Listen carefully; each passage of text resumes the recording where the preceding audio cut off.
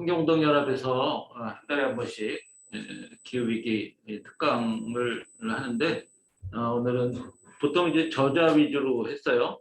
근데 저는 기후위기에 딱 맞춰서, 딱히 기후위기에 맞춘 책은 아직 안 썼고요. 제가 쓴 책들 중에서 기후위기에 대한 글들이 녹아 있으니까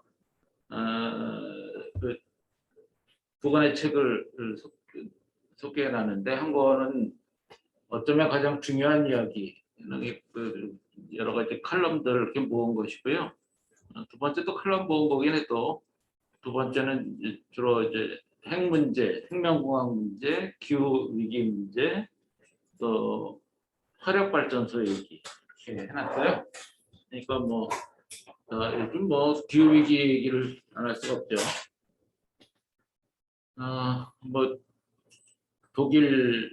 요즘 또 독일에서 큰 문제 이제 생겨가지고, 독일뿐만 아니라 유럽은 거대한 빙하가 녹으면서 쓸고 지나가가지고 편편해요.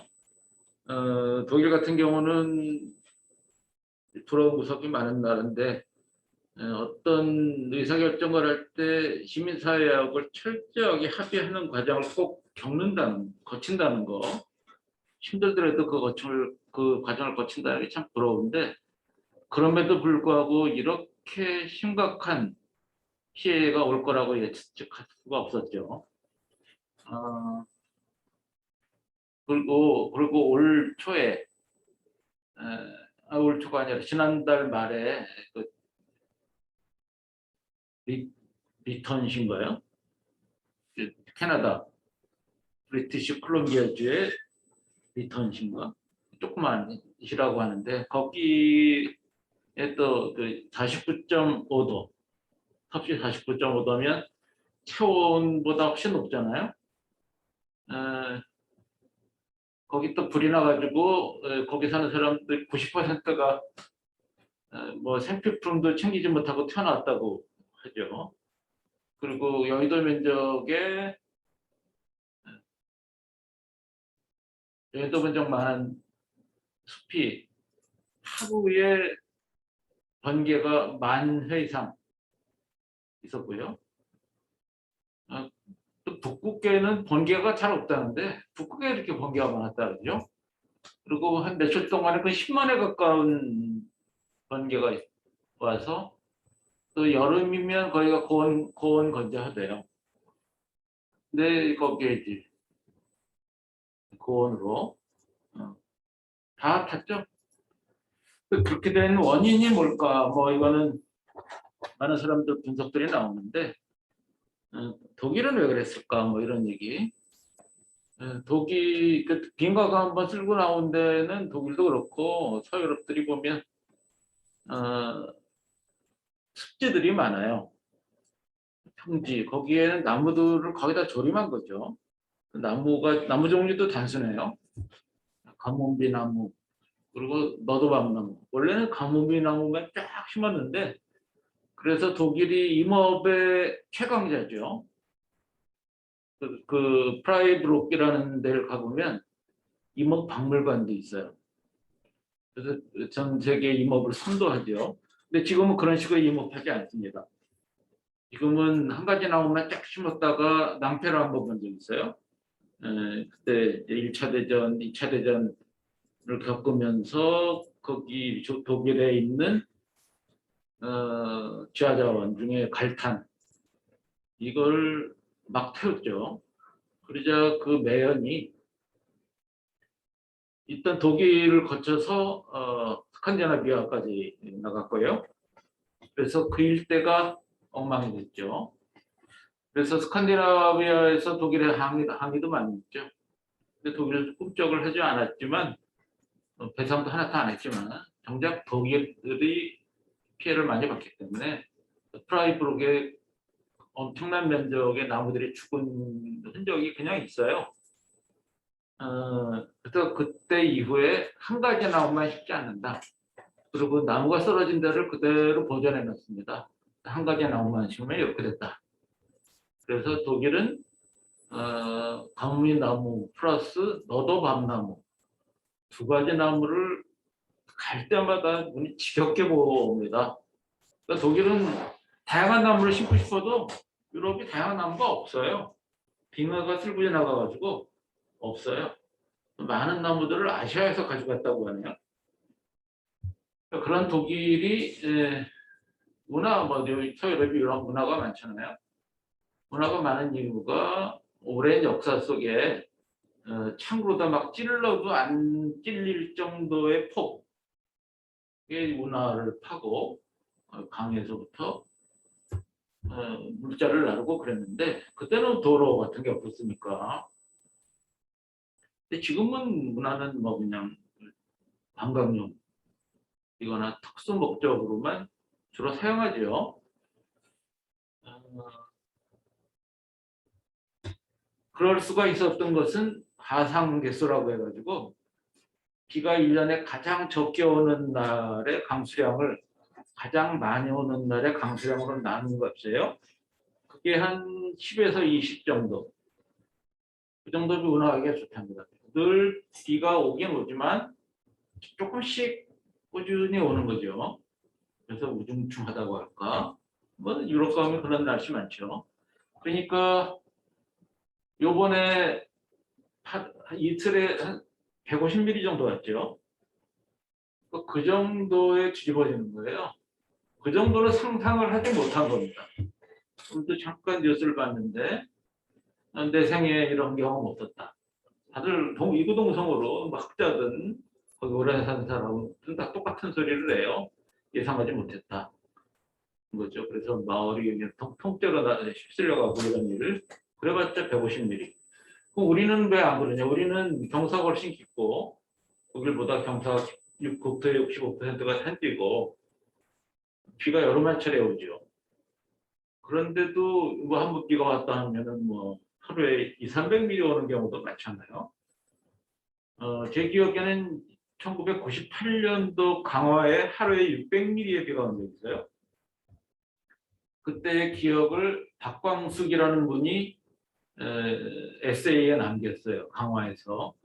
지금도 강화에 계실 거예요. 교사로 은퇴하신 분인데 유명한 시인하고 옥중 결혼하신 분으로 유명한 분입니다. 그분이 쓴 빈들의 나무를 심다라는 책이 있습니다. 한번 귀에 다시는 보시면 그때 공포가 얼마나 끔찍했는지. 그래서 강화에 그 상처가 지금도 남아있어요. 그게 98년입니다. 그때 기상이변이라는 말이 우리나라에 처음 돌기 시작했어요.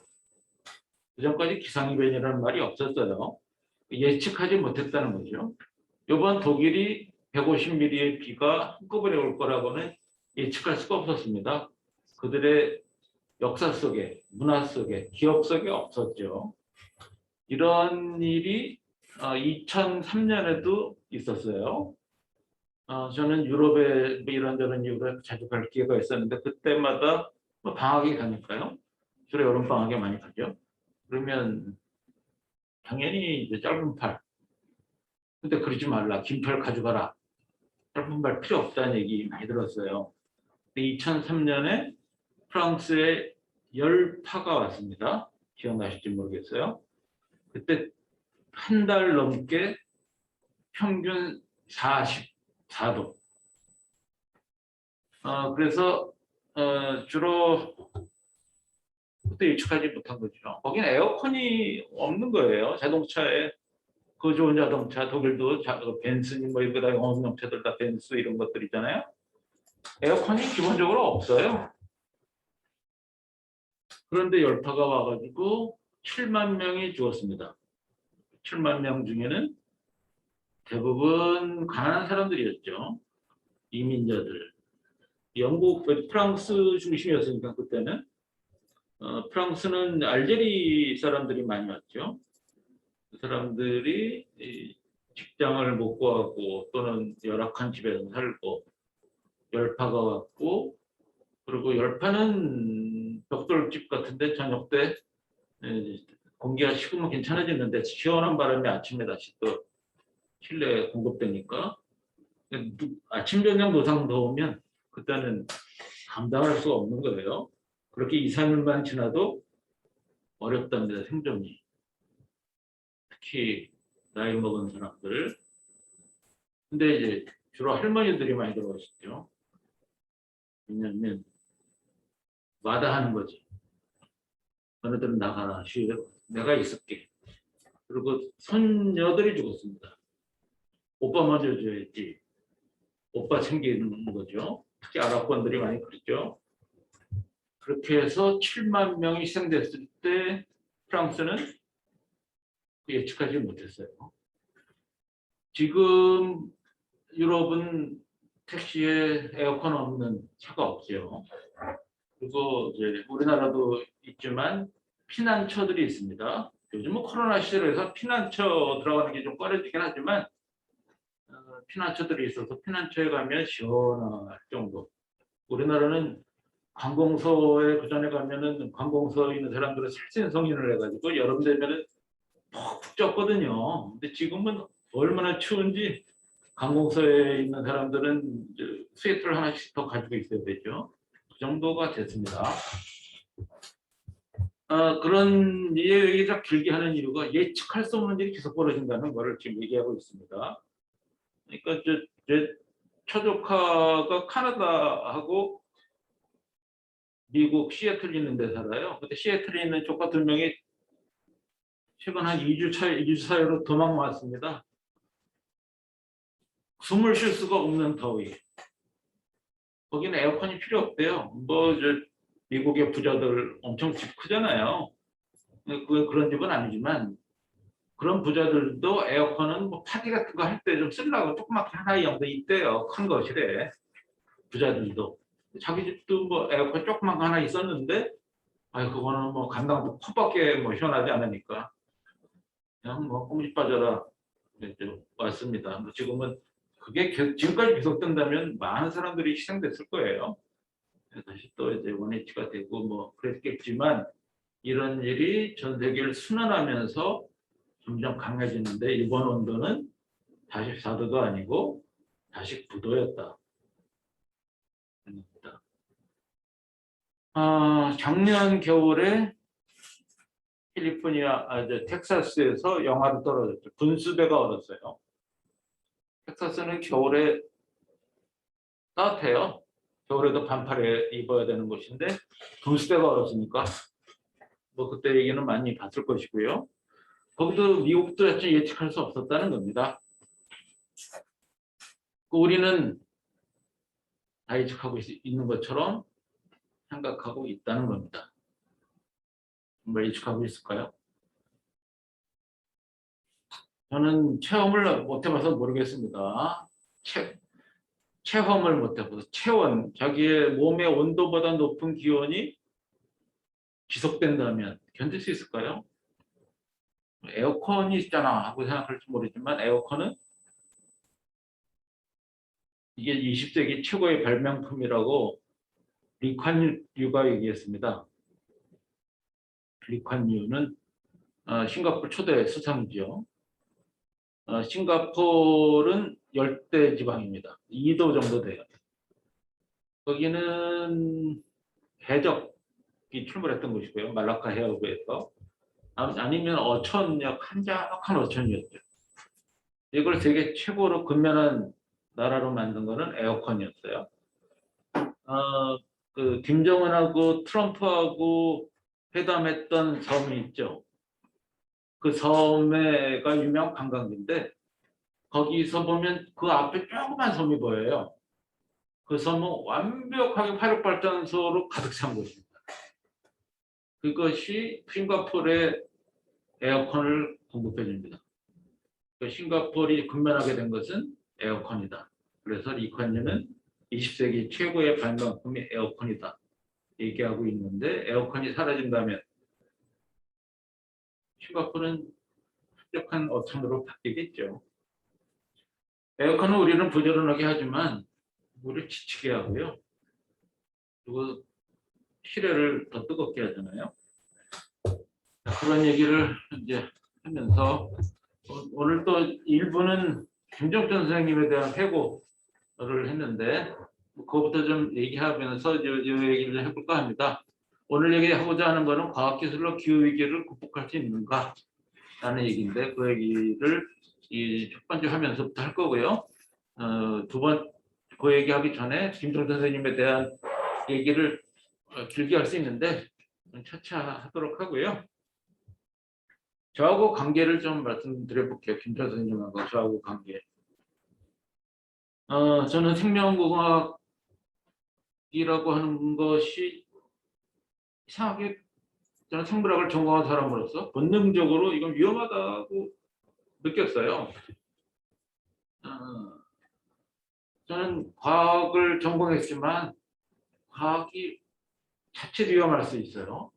자칫 위험할 수 있는 게 아니라 정말 위험한데 노력하지 않으면 정말 끔찍하게 위험할 수 있어요. 그런 상황에 가장 앞서는 게 저는 생명공학이라고 생각하고요. 그런 면에서 인천이 바이오랩 허브가 됐다고 하는 것은 그렇게 반갑지 않아요. 바이오랩 허브가 되기 위해서는 그 전에 준비해야 될 게 많아요. 생명윤리에 대한 준비를 해야 되고 그 감시를 시민사회가 철저하게 할 수 있는 길을 열어야 되는데 인천시 안 그렇거든요. 환호일색입니다. 환호일색일 때 위험이 반드시 끼게 되죠. 핵발전소도 그렇고 화력발전소도 영흥도에 있는 화력발전소는 지금 기후위기 얘기가 나오니까 아무 소리 안 하고 있지만 몇 년 전까지만 해도 우리가 한국 사회를 짊어지고 있다는 자부심도 가득 찼던 것이에요. 그러니까 찬란하고 우리가 그냥 받쳐주기만 하다 보면 오만해지고 위험할 수 있습니다. 하여튼 생명공학을 저는 그렇게 봤고요. 그래서 생명공학 중에 GMO든 또는 줄기세포든 그것이 위험하다는 글을 여기저기 쓰고 발표하고 그랬어요. 근데 뭐 그런다고 해서 뭐 지금도 제가 쓰는 걸 보는 사람 별로 없지만 누가 보겠습니까? 그래서 우리나라를 대표하는 두 개의 잡지, 청작과 비평, 누가 봐도 청작과 비평은 우리나라를 대표하는 잡지고요. 그리고 제 마음속에서 훌륭한 잡지는 녹색평론이기 때문에 그 두 군데다가 다른 글을 보냈습니다. 녹색평론은 김조 선생이 저한테 전화를 하셔서 저는 뭐 그냥 제 감정이 앞서는 글을 쓰니까 아무리 과학자라도 그래서 좀 중언부언하고 그러는데 그 얘기는 일치 안 하고 좋은 글을 써줘서 고맙다. 좋은 글이라고 그러지 않고요. 명민한 글이라고 그랬어요. 명민하다는 글이 무슨 말인지 잘 몰라서도 상당히 고맙더라고요. 물론 제 글을 그대로 녹색평론에 실은 건 아니고 많이 고쳤죠. 세련되게 또 제가 예고하고자 하는 걸 바로 전달할 수 있게. 근데 저는 그거보다도 좀 더 절실한 글을 아무래도 청작별 진학이 유명하니까 거기다가 실어줬죠. 올렸죠. 거기에는 제가 잘 아는 분이 편집장을 하기도 했어요. 편집 주관도 하고. 물론 알리고 그거를 보낸 건 아니지만 근데 안 실리는 거예요. 그래서 물어봤죠. 왜 안 실었냐 했더니 중원부원에서 못 시켰다.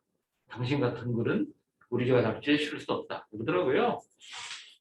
그래서 창작과 추명하는 우리나라의 민주화에 꽤 애를 쓴다라고 생각했는데 이건 옛날 얘기로구나.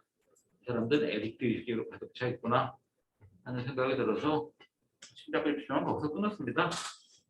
관계를 끊었고요. 그 녹색평론에 이제 글을 계속 뭐 좋은 글이 있으면 소개도 해주고 그랬는데 어느 날 저를 부르시더라고요. 그분이 이제 편집 전문위원 해달라고.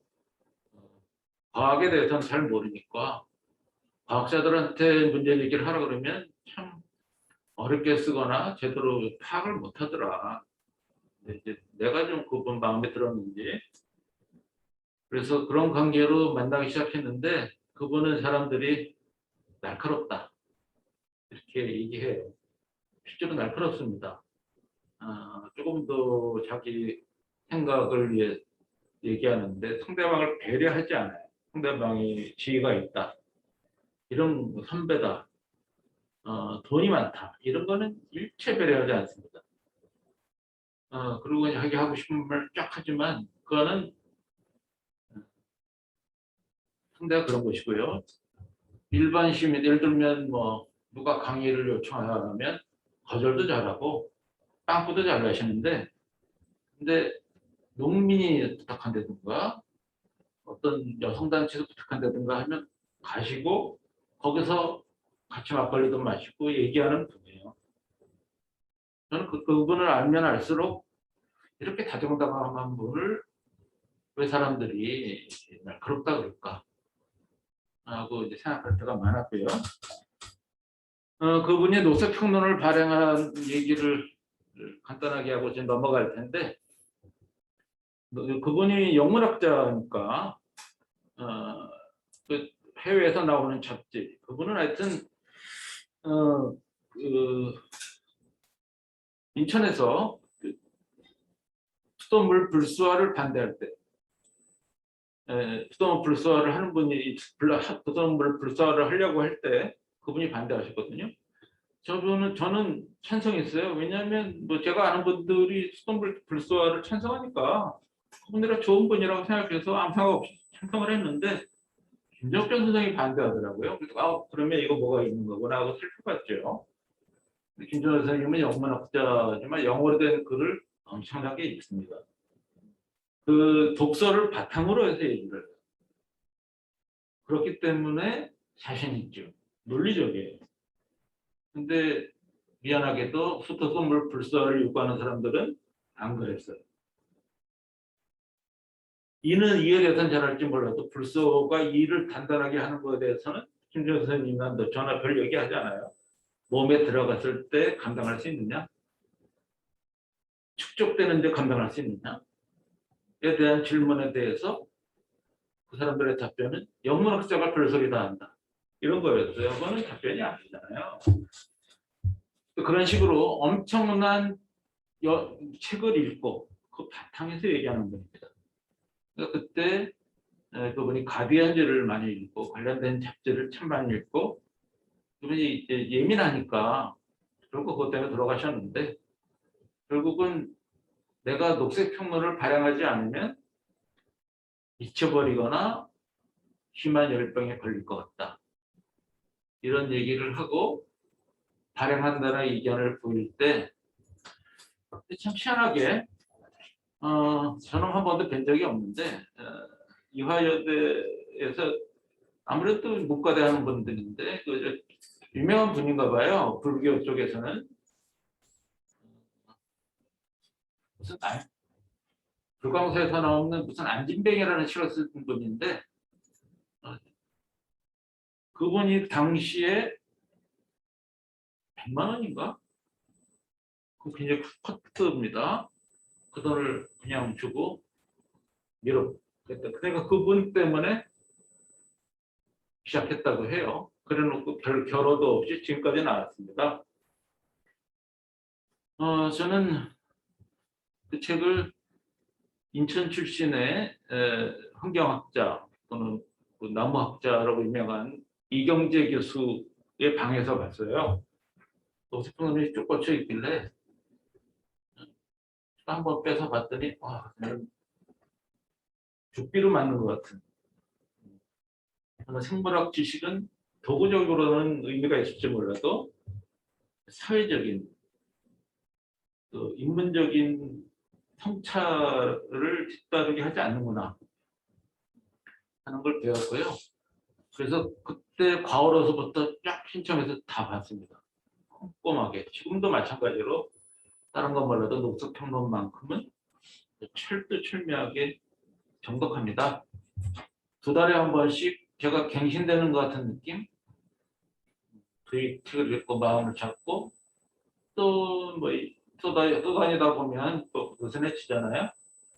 그 책을 읽고 다시 마음을 잡고 그런 식으로 했고요. 그 책에서 얘기한 것, 김청주 선생이 자기를 내세우지 않아요. 사람들은 그분이 꽤 잘난 척하는 거로 생각하는 사람들이 있는 것 같은데 전혀 아닙니다. 예를 들면 기본소득, 요즘 기본소득에 대해서 저마다 뭐 전문가 있냐 하는데, 기본소득은 노쇠평론에서부터 시작했어요. 그리고 지금 뭐 녹색 기본소득 얘기하는 사람들이 기본소득이 불량하고 좀 떨어져 있습니다. 그리고 또 하나 기본소득의 재원, 기본소득 어떻게 누구 돈으로 어떻게 재원을 마련하느냐? 어,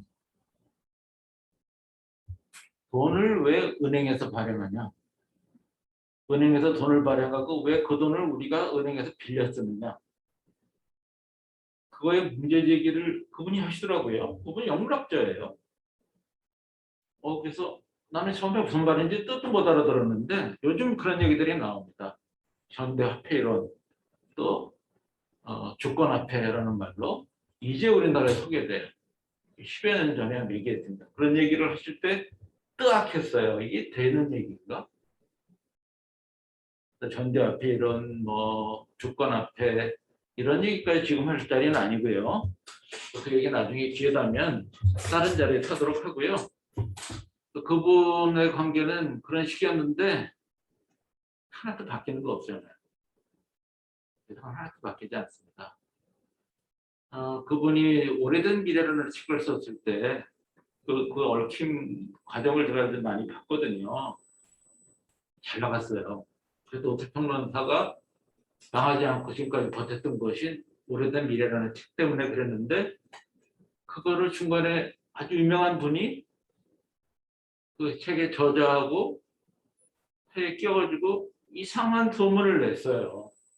제가 그분 얘기는 사적으로만 말씀드리겠습니다. 그래서 그 판권이 넘어갔어요. 그래서 저는 그래서 헬레나 노르베리 호지라고, 저는 그 헬레나 노르베리 호지도 만난 적 있습니다. 같이. 헬레나 노르베리 호지라는 분 유명하고 뭐 생각도 바르고 좋은 얘기 많이 하죠. 근데 그분의 서양 학자들이 많이 그런데 우리가 얘기하면 이런 거예요. 너네들도 그런 얘기 할 줄 알아? 너도 그 책 읽었어? 라는 거예요. 그럼 이 책 한번 읽어볼래? 근데 우리는 그 책은 벌써 이미 읽었고 그보다 훨씬 좋은 책을 우리 저자들이 많이 썼고 김전선이 많이 쓰고 있어요. 그 저들은 안 봤어요. 볼 생각이 없는 거예요. 그리고 헬레나 노르베리 호지가 오기 전에 미리 얘기하고 나 언제 갈 테니까 자리에다 준비해 놓을래? 그런데 납셔가지고 한마디 해주고 갈게. 물론 큰 돈을 바라진 않은 분입니다만 그런 것을 보고 아이고 이건 뭐 지금 그런 일이 우리 사회에 팽배해 있습니다. 환경단체조차도. 하다못해 그냥 엉뚱한 사람 불러다가 놓고서 돈 왕창 챙기면서 급조리는 게 일상. 그러지 않으면 우리 사회가 안 보니까 그렇습니다. 여기 환경운동연합이 이렇게 20년 넘게 애를 쓰지만 그린피스가 갑자기 나타나면 깨갱하게 되는 우리 사회 분위기. 우리가 뭐 되게 그 WWF라고 하는 데를 누가 알겠어요? 근데 거기 오자마자 환경단체에서 그걸 애썼던 그 인천환경운동연합의 회원이 뭐 이제 그 500명 조금 넘는데 순식간에 그 사람들을 다 그냥 휙 쓸어가 버립니다. 왜 그렇게 만들었을까? 누가 그렇게 만들었을까? 이게 환경단체 이렇게 만든 거 아닙니다. 우리 사회가 그렇게 만들었어요. 어디서 이제 외국에서 그런 거 썼다는 사람 딱 모셔다 놓고 그냥 뭐 해주다 보니까 그 사람들이 어쩌지 않은 걸 얘기해야만 우리 믿어주는 그런 사회가 돼버리거든요. 정작 김전 선생님이 얘기할 때 안 듣고 그분은 날카롭다 그러고 이런 것 그런 상황에서 이제 뭐 교수도 그만둔 얘기는 나중에 10개가 있으면 하겠지만 그리고 녹색평론을 대구에서 내는 것보다 서울에서 내는 게 훨씬 효과가 있다고 해서 서울로 올라오셨고요. 힘들게 하다가 회원들이 자꾸 이제 회원이 아니라 독자들이 나이 들어가면서 젊은이들이 안 되니까 독자층이 줄어요. 그런 상황에서 이제 근본이 끌어가는데 이명이 왔고요. 원래 이명이 있습니다. 저도 누구나 있는지 뭐 저도 있습니다. 있을 때 신경 쓰면 점점 커져요. 아예 전 신경 안 씁니다.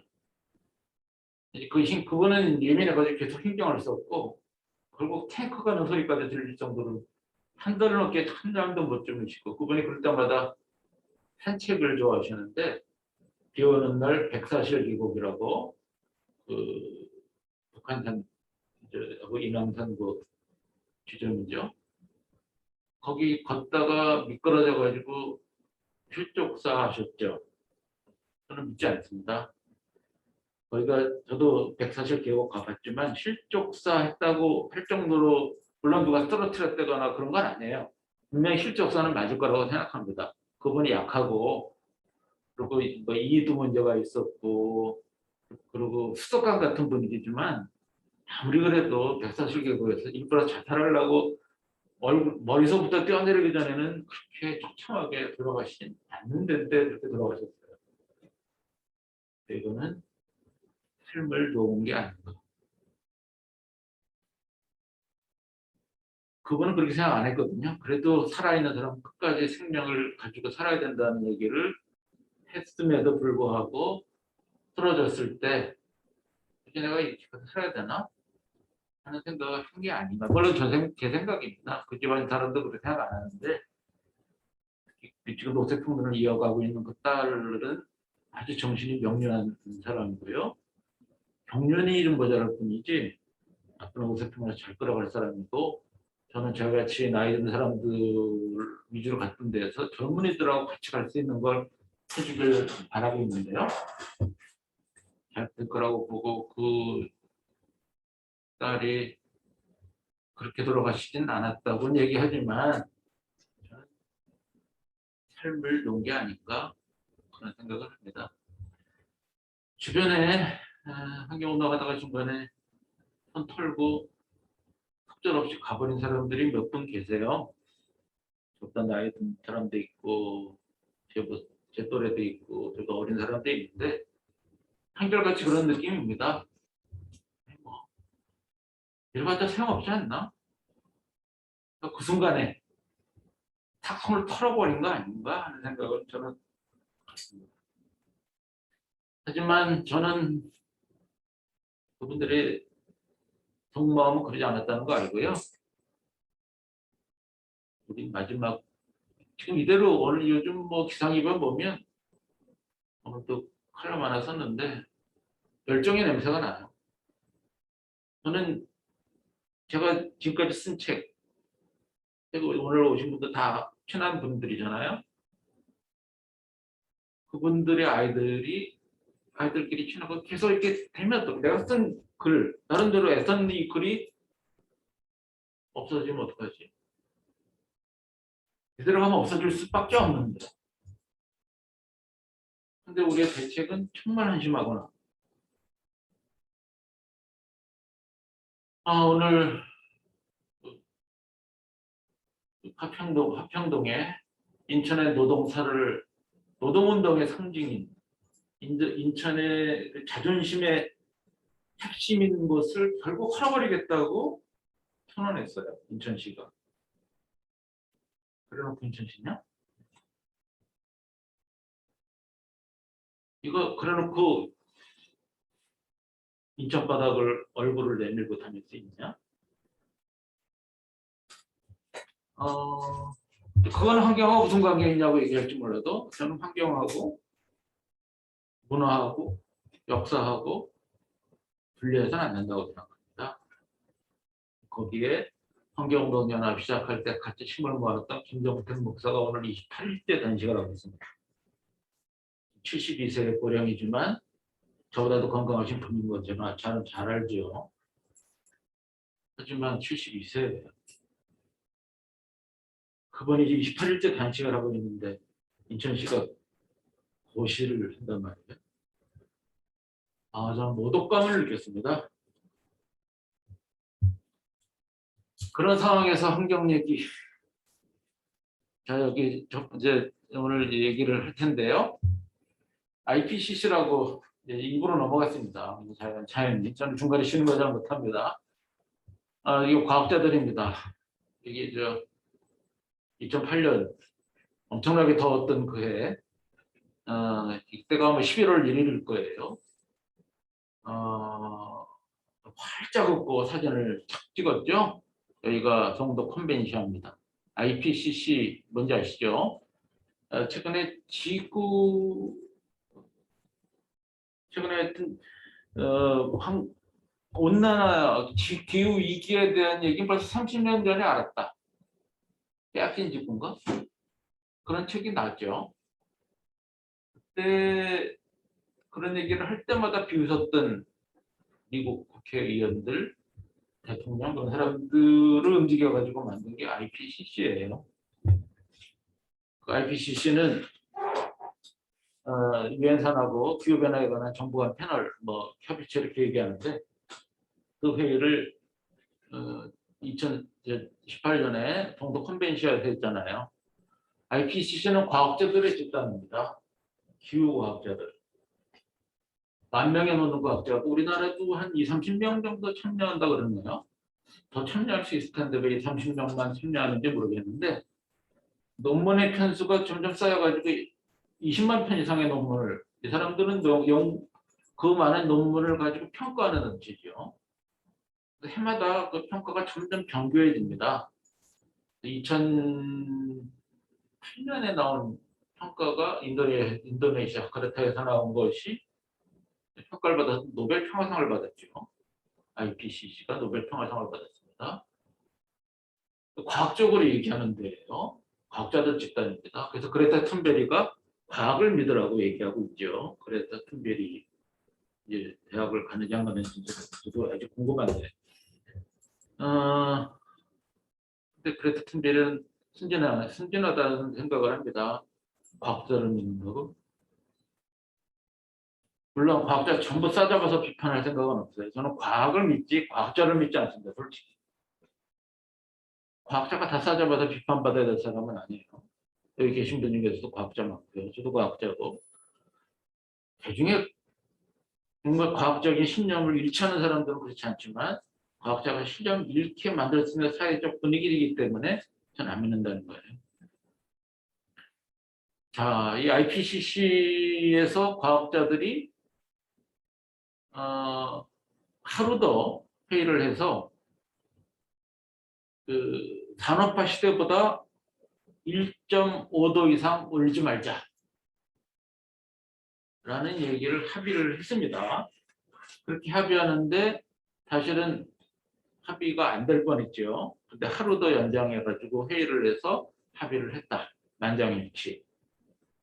그럼 뭡니까? 아무도 안 지키는데. 과학이라고 하는 거, 그룹도 핵폐기장 운동 때 인천 시민단체가 과학자들한테 엄청나게 항의했습니다. 거기를 어떻게 단일 응위함이라 그러느냐. 핵폐기물을 안전하게 어떻게 보관할 수 있다고 얘기하냐. 이 쫙쫙 갈라진 암이 이렇게 당신들은 안 보이냐. 뭐 과학자일 필요도 없이 다 보이는데. 그랬더니 우리의 추궁에 답답한 구석까지 밀렸던 과학기술도 차관이 실수를 했잖아요. 과학은 정치의 신여라고. 정치가 결정하면 과학은 합리화할 뿐이다. 그런 모습을 보기 때문에 저는 과학자를 그다지 신뢰하지 않는다는 겁니다. 지금 아마 한평동도 그래서 고시했을 것 같고요. 그리고 IPCC 총회를 왜 동도 컨벤시아에서 하느냐, 저는 그걸 가지고 항의했어요. 갯벌의 가치를 뭉갠 데가 어디냐. 갯벌이 지구온난화를 가장 효과적으로 예방하는 데 아니냐. 인천에 자랑할 만한 휘황찬란한 시설이 거긴지는 모르겠지만 적어도 IPCC 총회를 해서는 안 된다. 거기서 해서는 안 된다. 근데 거기서 했고요. 인천시에서는 돈만 내주고 관심 없었고 인천시의 어떤 언론도 관심 있지 않았고 환경단체는 바빴어요. 다만 10대 대한민국 청소년들이 그 앞에서 1.5도 항의 집회를 했고요. 그래서 무산시키고 나올래다 그 청년들을 보고 다시 들어가가지고 하루도 회의에서 1.5도로 만장일치로 결정한 겁니다. 그런 게 과학자들이라고 봐요. 과학자? 과학이라면 몰라도 과학자? 정말 한심할 정도로 약합니다. 자, 그런 얘기를 하면서 과학으로 그래도 알아야 되죠. 과학적 성찰이 필요합니다. 과학적 성찰이 없으면 눈뜬 장님인 거죠. 하지만 과학자가 줏대가 있어야 되고 사회적 성찰이 있어야 되고 인문적 성찰이 있어야 돼요. 그거 없으면 그건 약해 빠진 위험할 수 있다는 겁니다. 그 얘기는 칸트의 명제인데 물리 100이라는 사람이 위험사회론에서 얘기했죠. 한번 볼까요? 우리는 뭐 다 아는 얘기를 빨리빨리 넘어가겠습니다. 온실가스 얘기하면서 맨 이산화탄소 얘기만 하는데 이산화탄소만 있는 건 아니다. 수증기도 있고 별별 거 다 있지만 우리 그걸 환산해서 얘기합니다. 그러니까 이산화탄소 하는 걸 전기해도 그걸로 환산한다고 생각해 주시고 보시고요.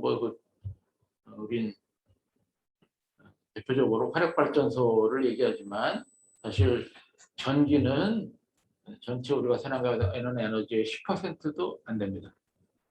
화력발전소를 개선한다고 해서 우리가 에너지 문제가 해결되는 거 아니에요. 하지만 화력발전소가 끼치는 영향은 대단하다. 것이고요. 알다시피 화력발전소에서 해결할 수 없는 것이 온실가스지만 현재로서는 초미세먼지도 해결할 수 없습니다. 초미세먼지는 굴뚝에서 나와요. LNG 화력발전소에서 초미세먼지가 나옵니다. 그래서 연료를 바꾼다고 해서 문제가 해결되는 게 아니다. 지금 넘어가서 보고요. 그리고 온실가스 기후 위기는 밀도가 높은 데일수록 그 정도가 심합니다. 우리나라 중위도 정도 되는데 그러니까 밀도가 우리보다 높은 데가 훨씬 심해요. 북극이 그래서 남극도 마찬가지입니다. 극지방으로 갈수록 온난화 효과가 큽니다. 북극에 그래서 이제 얼음들이 녹는 것이고요. 근데 영국은 왜 따뜻하냐? 영국은 안 그러냐? 영국은 멕시코만 난류가 흐르기 때문에 그렇죠. 멕시코만 난류가 흐르지 않으면 어떤 일이 생길지 모르는데 지금 난류가 몇 가닥이 있는데 그중에 몇 가닥은 약해졌고 이런 얘기들이 있죠. 자, 그리고 그린란드는 지금 맹렬하게 녹고 있습니다. 그린란드에 대한 이거보다도 더 사진들이 많은데 하여튼 크레바스라고 하는 거는 얼음들이 이제 밤에 얼면서 쫙쫙 갈라진 틈이잖아요.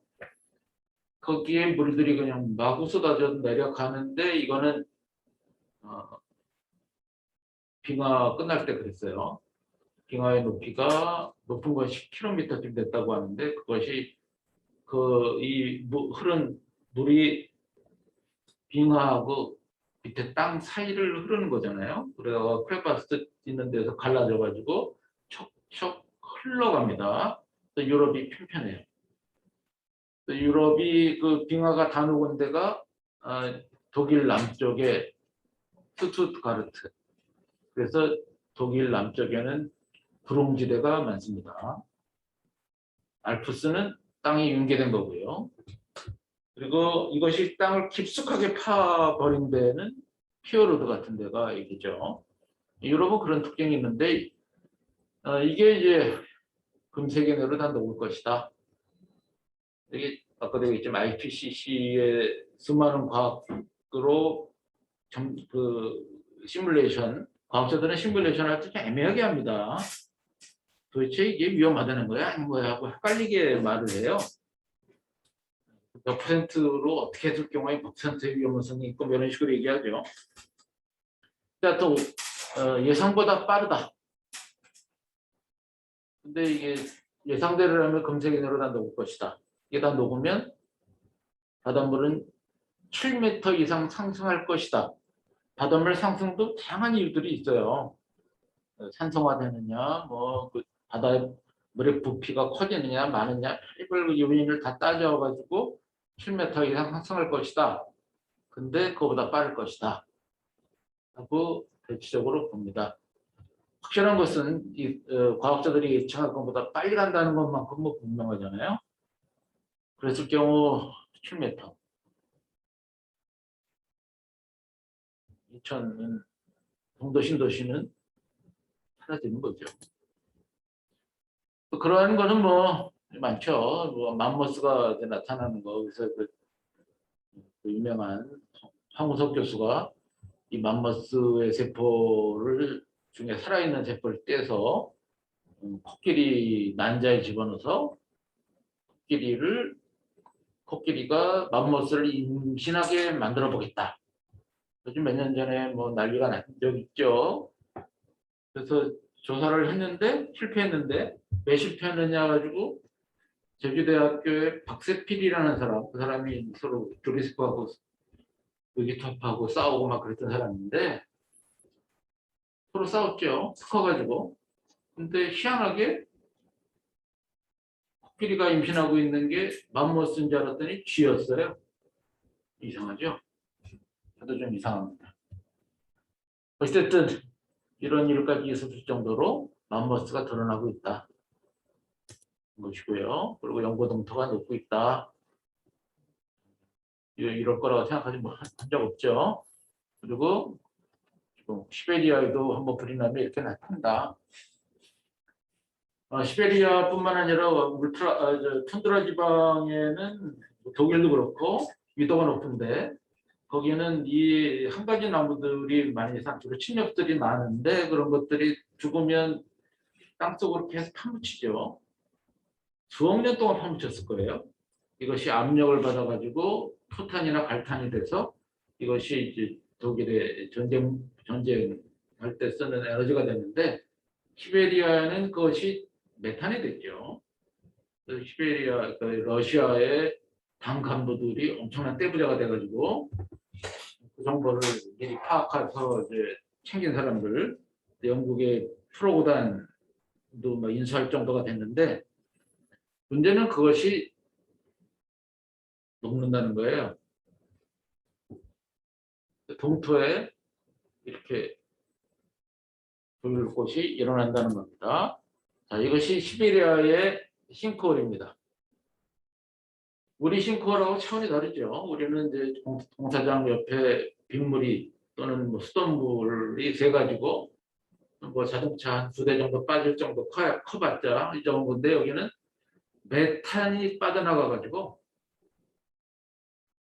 어마어마한 동공이 생깁니다. 근데 여기에 지진까지 생기면 비가 오고 지진이 생기면 우리 그런 거 봤죠? 물 액상화, 땅이 액상화된다고 흐른다고 노르웨이에서 그런 일이 생겨가지고 도시 하나가 그냥 휩쓸려 버린 적이 있어요. 그럼 작년인가 재작년인가 그렇죠. 하여튼 이런 일을 예상할 수가 없었어요. 그리고 저는 히말라야에 이렇게 많은 사람들이 올라가는지 몰랐는데요. 점점 여기 죽은 사람들이 나타나기 시작하고 있다. 그리고 지난 여름에 히말라야에 빙하가 하나 떨어졌죠. 히말라야의 물을 의존하는 사람이 10억 명이 넘습니다. 뭐 넓게 보면 20억 명까지 바라보는 사람도 있다. 내가 인도까지 따지고 뭐 하면 20억도 될 수 있겠죠. 이게 녹고 있어요. 시간과 물에 대하여라는 책이 있습니다.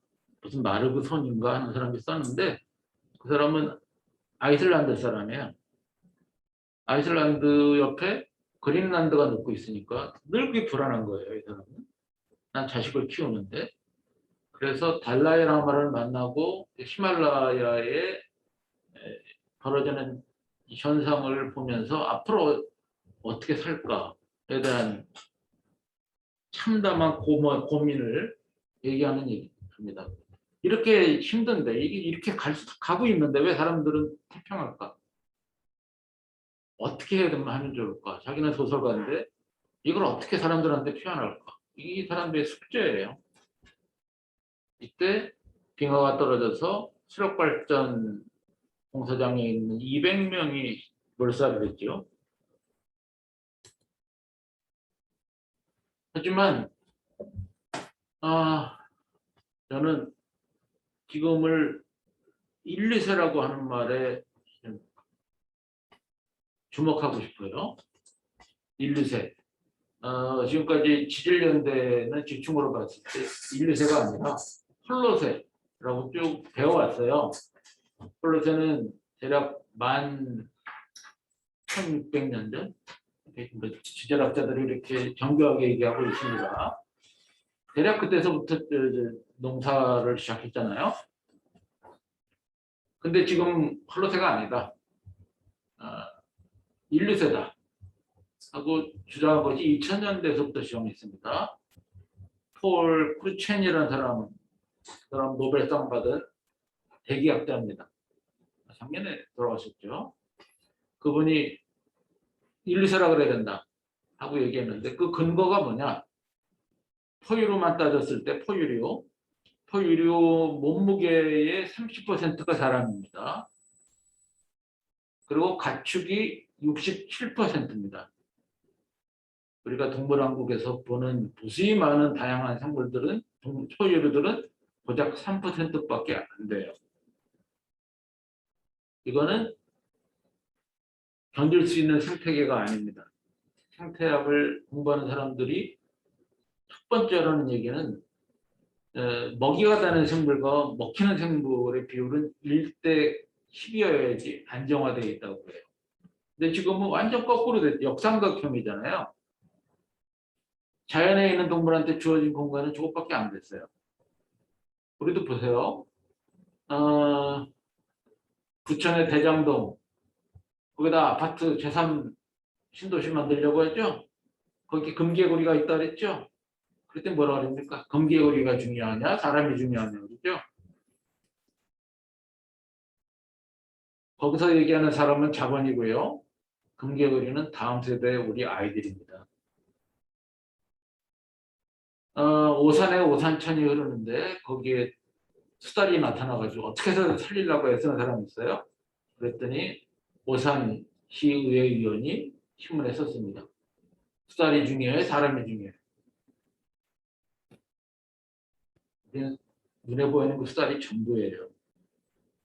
사람은 오산천 아니래도 얼마든지 놀고 먹고 신이 났어요.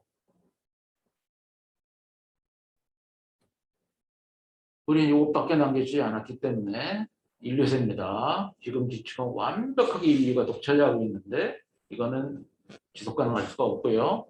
지속 가능하게 하려면 여기에는 거대한 에너지로 다 뒷받침돼야 됩니다. 역사각형이 넘어지지 않게 H빔을 에너지라는 H빔을 겹겹이 지탱했기 때문에 가능한 건데 그 에너지는 미안하지만 지구온난화를 불렀고 머지않아 고갈될 겁니다. 이미 고갈됐는지도 몰라요. 그래서 자연에서 나타나는 현상입니다. 이거는 극단 마지막 갈 때 형택할 수 있는 방법이에요. 뭐 사람은 뭐 자기들끼리 막 전쟁도 막 벌이지만 동물 세계에서는 이런 일은 벌어지지 않습니다. 남북에 있는 펭귄의 유전자에 이런 일은 없었어요. 일찍이. 얼마나 황당할까요?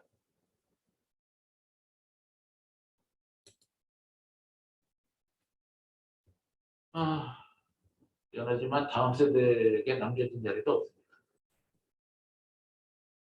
우리는 그래놓고서 그들에게 열심히 공부하면 좋은 대학 가서 좋은 회사 들어가면 잘 살고 잘 먹는다고 얘기해요.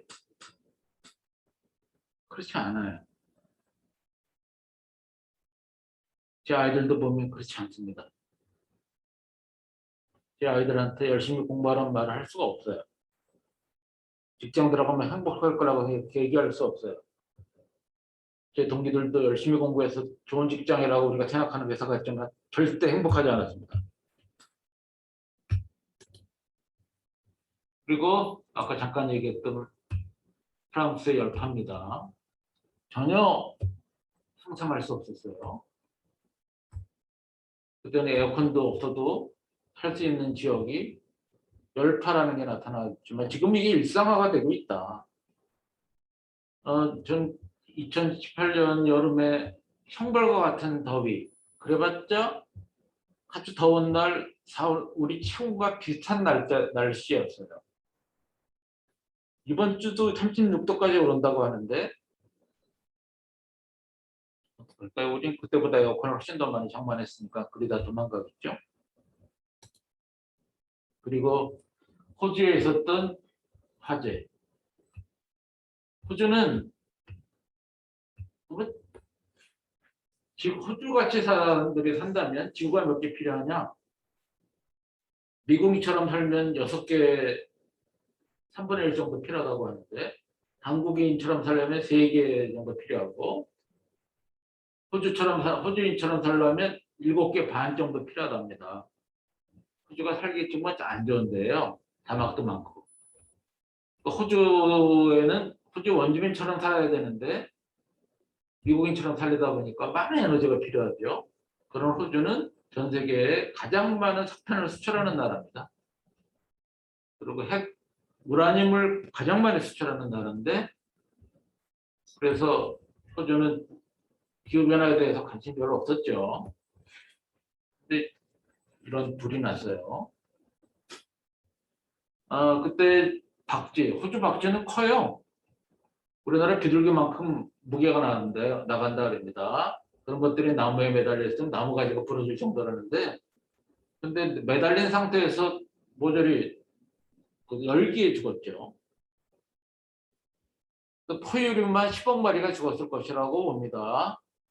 근데 포유류 아닌 건 얼마나 죽었는지 알 수 없어요. 그리고 그때 왔던 이 캥거루들이 마지막 이 표정을 보세요. 이제 살았을 텐데 사람들이 구해냈을 텐데 물도 줬을 텐데 그들이 끌어안잖아요. 폼페이에서 사람들이 이런 일이 벌어졌다고 하는데 동물도 마찬가지다. 그런데 사실 아까도 잠깐 얘기했지만 우리는 가축이 67%라고 그랬잖아요.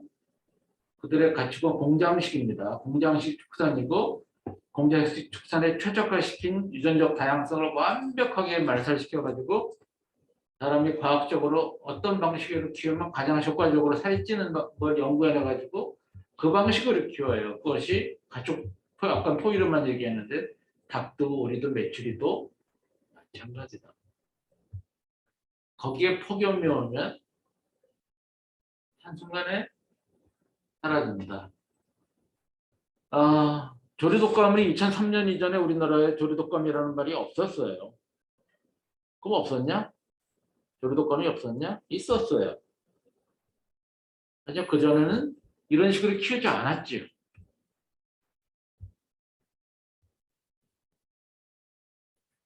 지금 이 축산 시스템을 끌어가려면 엄청난 에어컨을 켜야 됩니다.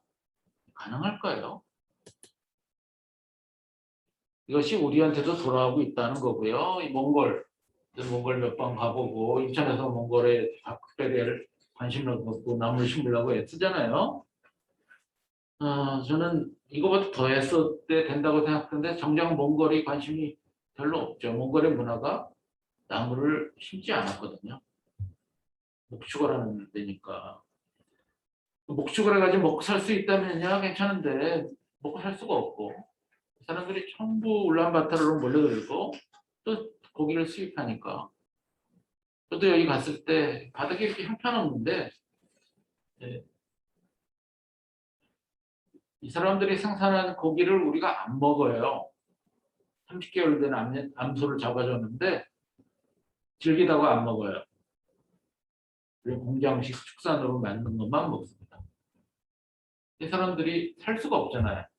그러니까 소보다는 염소를 키웁니다. 염소를 키워야 돈이 되거든요. 염소는 같은 자리에서 풀의 뿌리까지 긁어먹습니다. 그래서 사막화가 상당히 빠르게 진행돼요. 자, 이런 사막화뿐만 아니라 이것도 2003년인가요? 2005년 카트리나 태풍 카트리나가 왔을 뉴올리언즈의 모습입니다. 저지대에 살고 있는 가난한 사람들이 뉴올리언즈는 미국 공병대가 만든 제방보다 낮은 데 있죠. 피할 수가 없었어요. 일단 이런 사고가 나면 자동차 갖고 피할 수가 없어요. 그냥 뛰어야 됩니다. 하지만 물보다 빠를 수는 없죠. 그리고 미시시피 강은 엄청난 자연유산이죠. 거기 빠져나가는 칼리브베일 때는 비옥하기 짝이 없는 어획고가 나오는 곳인데 지금은 안 나옵니다. 완벽하게 안 나오는 이유는 공장식 축산이에요. 거기에 범람이 있었고요. 이렇게 됐습니다. 그리고 베네치아 낭만적이죠. 낭만이라고 생각하고 사람들은 사진을 찍죠. 물이 예쁘게 올랐다 예쁘게 가라앉을 수만 있으면 얼마나 좋겠어요. 근데 베네치아는 우리 돈으로 7조 정도 돈을 들여가지고 물이 넘쳐와도 막을 수 있는 장치를 만들었죠. 근데 소용없다는 걸 알았어요. 물이 이렇게 욕조에 따뜻한 물 받듯이 차분하게 올라오는 게 아니거든요. 일거에 올라왔을 때 그냥 한순간에 파괴된다는 거. 그걸 모르고 만든 건 아니겠지만. 그리고 우리 생태계에 힘도 많이 있는 거. 분홍날개 꽃매미, 흔히들 중국매미라고 하는 거죠. 이건 옛날부터 넘어왔던 거예요, 우리나라에. 근데 왜 요즘 문제가 되느냐? 우리 생태계가 엉망이 됐기 때문에 문제가 됩니다. 생태계가 안정이 됐으면 이런 것들은 넘어와도 새끼를 낳고 살 수가 없죠. 근데 빈자리가 생기니까 거기 들어오고, 특히나 우리가 과수원들을 옛날같이 식구들하고 먹을 정도 조금 심는 게 아니에요. 거대하게 심으니까 거기에 때로 물들어서 삽니다. 이것뿐만 아닙니다. 다양한 게 살죠. 근데 생태계가 그래도 보존되어 있으면 이건 제거가 됩니다. 우리나라의 새들이 이걸 먹기 시작했다고 해요. 처음엔 좀 붉은 빛이 도니까 사람들 좀 섬뜩해가지고 피하거든요. 근데 경 먹을 거 없는 새들이 한번 찍어 먹어봤더니 먹을만 한가 보죠. 조절되고 있다고 해요. 그리고 지금 충청도에 이런 여기 사람 보이죠? 사람보다 훨씬 큰 노무라 잎깃 해파리. 이거는 우리나라에 올라오지 않았던 겁니다. 올라왔겠지만 중간에 먹혔을 거예요. 충청도쯤 올라올 때쯤 되면 아주 작다 그래요. 뭐 손바닥보다도 작은 정도. 근데 그런 것들을 쥐치들이 다 뜯어먹었다고 합니다. 쥐치, 병어 이런 것들이. 그리고 갯벌에 오면 갯벌에 있는 많은 생물들이 다 뭐 개라든가 이런 것들이 그냥 놔두지 않죠. 이런 것들이 폴립이라고 해서 정착을 해야 이 점점 늘어나고 많아집니다. 근데 지금 갯벌을 없앴잖아요. 제방이 생겼잖아요. 폴립이 생기기 아주 좋아요. 그리고 따뜻해졌잖아요. 그리고 쥐치 싹 쓸었잖아요. 병어 지금 부르는 게 없습니다. 그리고 그 주변에 전부 양식이죠. 양식장, 정식 양식장에 몇 배의 양식을 합니다. 얼마 전에 뉴스에도 나왔어요. 민물이 홍수가 왔을 때 민물에 쏟아져가지고 전복이 죽었으니까 제발 좀 살려달라고. 그거 다 알고 있었어요. 전복이 어느 정도 면적에 어느 정도 양식을 해야 되는지 알지만 그보다 훨씬 더 많이 했거든요.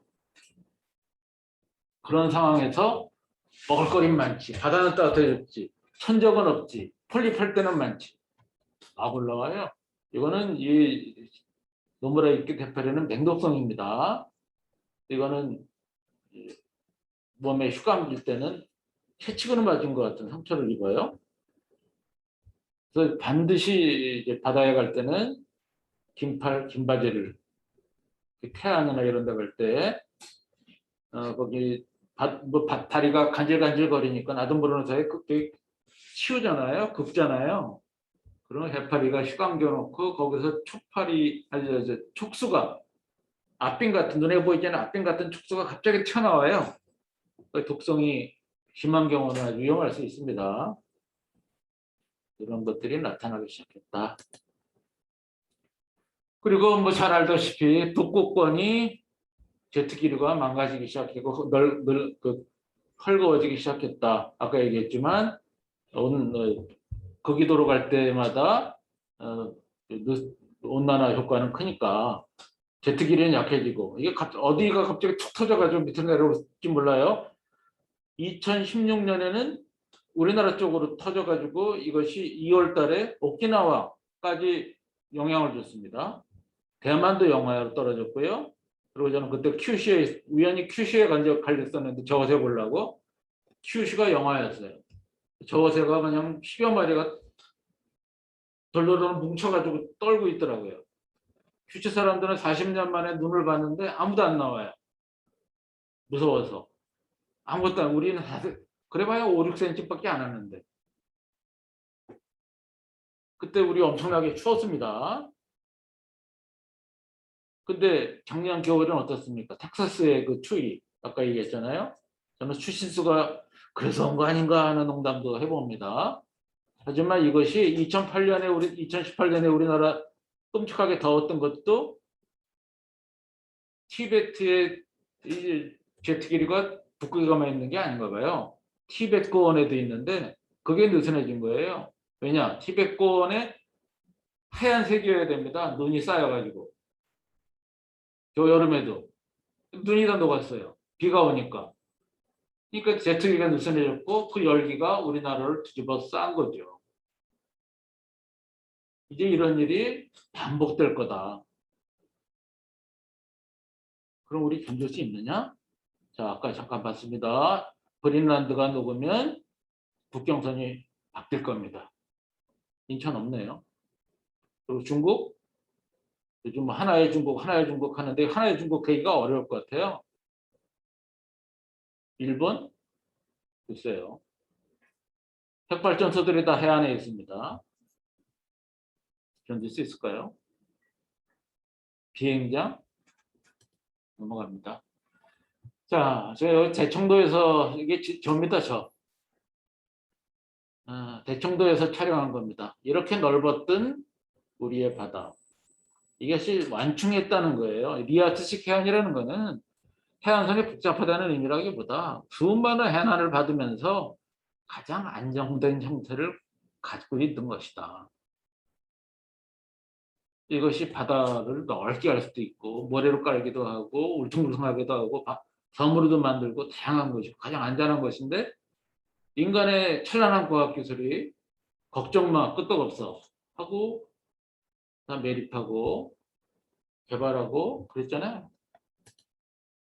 그래서 인간이 사라지면 인간이 지나다면서 자연은 황폐화됐다는 얘기고요. 그런데 저는 걱정하는 게 다음 때도 좀 행복하게 살아야 될 것 같은데 사람이 너무 많아요. 그리고 그 사람이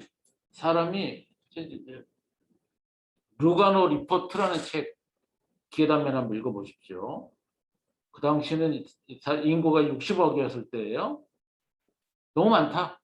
40억을 없애라. 그게 리포트의 과학자들한테 준 과제입니다. 그냥 죽여버리면 안 되니까 스스로 알아서 기분 좋게 사라지는 방법을 연구하라는 거예요. 바로 이런 자들을 없애야 된다는 거죠. 근데 그 20억은 주도권이고 40억은 불필요한 잉여인간이냐? 그게 아닙니다. 20억 중에서 일부만 괜찮으면 되고 나머지는 시종을 하면 되는데 왜 40억까지 필요 없다. 실제로 있었던 일처럼 썼지만 그거는 소설입니다. 하지만 현실을 바탕으로 한 현실을 고발한 내용이에요. 수전 조제라고 하는 사회과학자가 쓴 책입니다. 자, 이렇다는 거예요.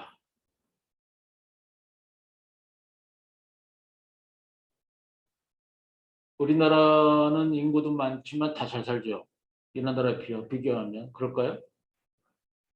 이런 지역이 있으니까 가능한 거라고 생각합니다. 그리고 우리는 도시를 이렇게 화려하게 만들어 놓았죠. 지금의 우리의 인구는 5천만이 조금 넘는데 4천만 됐을 때 그때가 83년인가 그랬어요. 여름 난리가 났습니다. 저 기억나요? 우리나라 당장 벌어질 것처럼 얘기했어요. 근데 그때보다 1,000만이 늘었는데도 아이 더 낳으라 그럽니다. 그러면서 우리의 식량 자급률은 20% 될까 말까 해요. 근데 그 식량은 외국에서 수입하는데 외국에서 주로 미국이죠. 전부 다 석유 없으면 생산할 수 없는 거예요. 저는 어저께 그저께인가 온 거 쓰면서 텔레비전 거실에서 그거 보다가 꺼놓지 않고 집에 들어가서 자고 저는 밤늦게 뭔가 쓰고 있었는데 연예인들이 리얼리티 프로그램에서 굿샷 그러더라고요. 그래서 나가서 봤더니 골프를 치고 있어요. 요즘 리얼리티 프로그램인데 골프 프로그램도 있나 보죠. 골프가 그만큼 인기도 있고 세계적으로 잘하는 국가기도 하니까 유명하긴 하겠지만 우리가 그렇게 지금 태평양 살까? 지금 언론이 이렇게 의식 없어도 되나? 하는 생각을 하면서 좀 답답했습니다. 유명한 그림이죠. 뭐 지구 그, 그 10%가 지구 온난화의 49%의 책임을 져야 되고 뭐 그런 식의 얘기. 잘 사는 사람들이 책임을 져야 되는데 얘기. 근데 이 사람은 인구는 늘었고 얼마 안 남았다. 이게 최병수 화가 작품입니다. 최병수 화가 전 세계적인 인물이죠. 우리나라만 잘 모르죠. 이 사람은 걸개 그림을 시작한 사람이고 이 사람은 꼭 운동회 현장에서 나타나는 사람이고 그리고 대학에서 미술 교육 받지 않은 사람이에요. 민중과 같이 미술로 표현하는 사람이죠. 이거는 뭐 없어졌겠죠, 단어가서. 상징하는 게 무엇인지 세계적인 걸작입니다. 자, 그리고 또 우리의 유명한 우리나라에 자주 와가지고 많은 강연료를 챙겨간 1년 만에 600억을 벌어간 사람이죠. IPCC와 같이 노벨 평화상을 받은 엘 고어라는 사람. 이 사람도 나름대로 지구온난화에 대한 경고를 하는데 애를 쓰긴 했어요. 근데 미국식 방식이었습니다. 저는 별로예요. 왜냐하면 이 사람은 냉난방 자동 조절되는 풀장을 갖고 있어요. 미국의 부자들의 자존심이죠, 그것이. 그리고 미국 평균 20배의 전기를 써요. 왜냐하면 그렇게 중요한 일을 자기는 하기 때문에 어쩔 수가 없다라는 거예요. 그럴까요? 미국식 삶은 이 사람이랑 경쟁했던 그 부시가 미국식 삶은 협상 대상이 아니라 그랬죠. 근데 이 사람이 불편한 진실을 아주 찬란한 화면으로 보여주면서 경각심을 미국 사람들한테 줬죠. 하지만 별로 움직임이 없습니다. 그 사람들은 석유가 떨어지면 남의 나라 가서 가져오죠. 미국에는 석유가 넘칩니다. 미국은 선물 거래로 석유뿐만 아니라 식량을 거래해요. 그건 투기 자본이 절반 이상 개입돼 있고 석유를 덮어오면 담을 데가 없어서 석유값이 떨어지는 그런 기현상이 나타납니다. 이게 좀 재미난 화면입니다. 요 작은 책의 아래쪽에 있는 64페이지. 잔치가 끝나면 무엇을 먹고 살까라는 책입니다. 석유 소비를 나타낸 그 도표예요. 2000년에 중심으로 바싹 올라갔다가 잠깐 석유 위기 중동 전쟁 때 살짝 들어갔다가 이제 아직 3천 정도 안 되는데 뭐 석유는 사라질 거라는 거죠. 이럴 수밖에 없다. 근데 우리 석유 몰랐을 때 행복하게 잘 살았다. 석유를 알고 나서 이 우리 조선들은 석유가 없으면 불행할 거로 생각한다. 그럴까? 묻는 겁니다. 우리는 석유가 우리한테 주는 잔치를 살고 있다. 잔치라는 거 1년에 하루 돈을 모으고 음식도 장만하고 친구도 초대해가지고 재밌게 놀지요. 끝나면 평상으로 들어가야 돼요. 근데 우리의 대책, 그린 뉴딜, 이거 석유가 있을 거라는 전제에서 이루어집니다. 자, 임테스트 그림 설명을 보세요. 이 도표를 석유 생성, 왜 하필이면 석유 용량부터 시작했냐?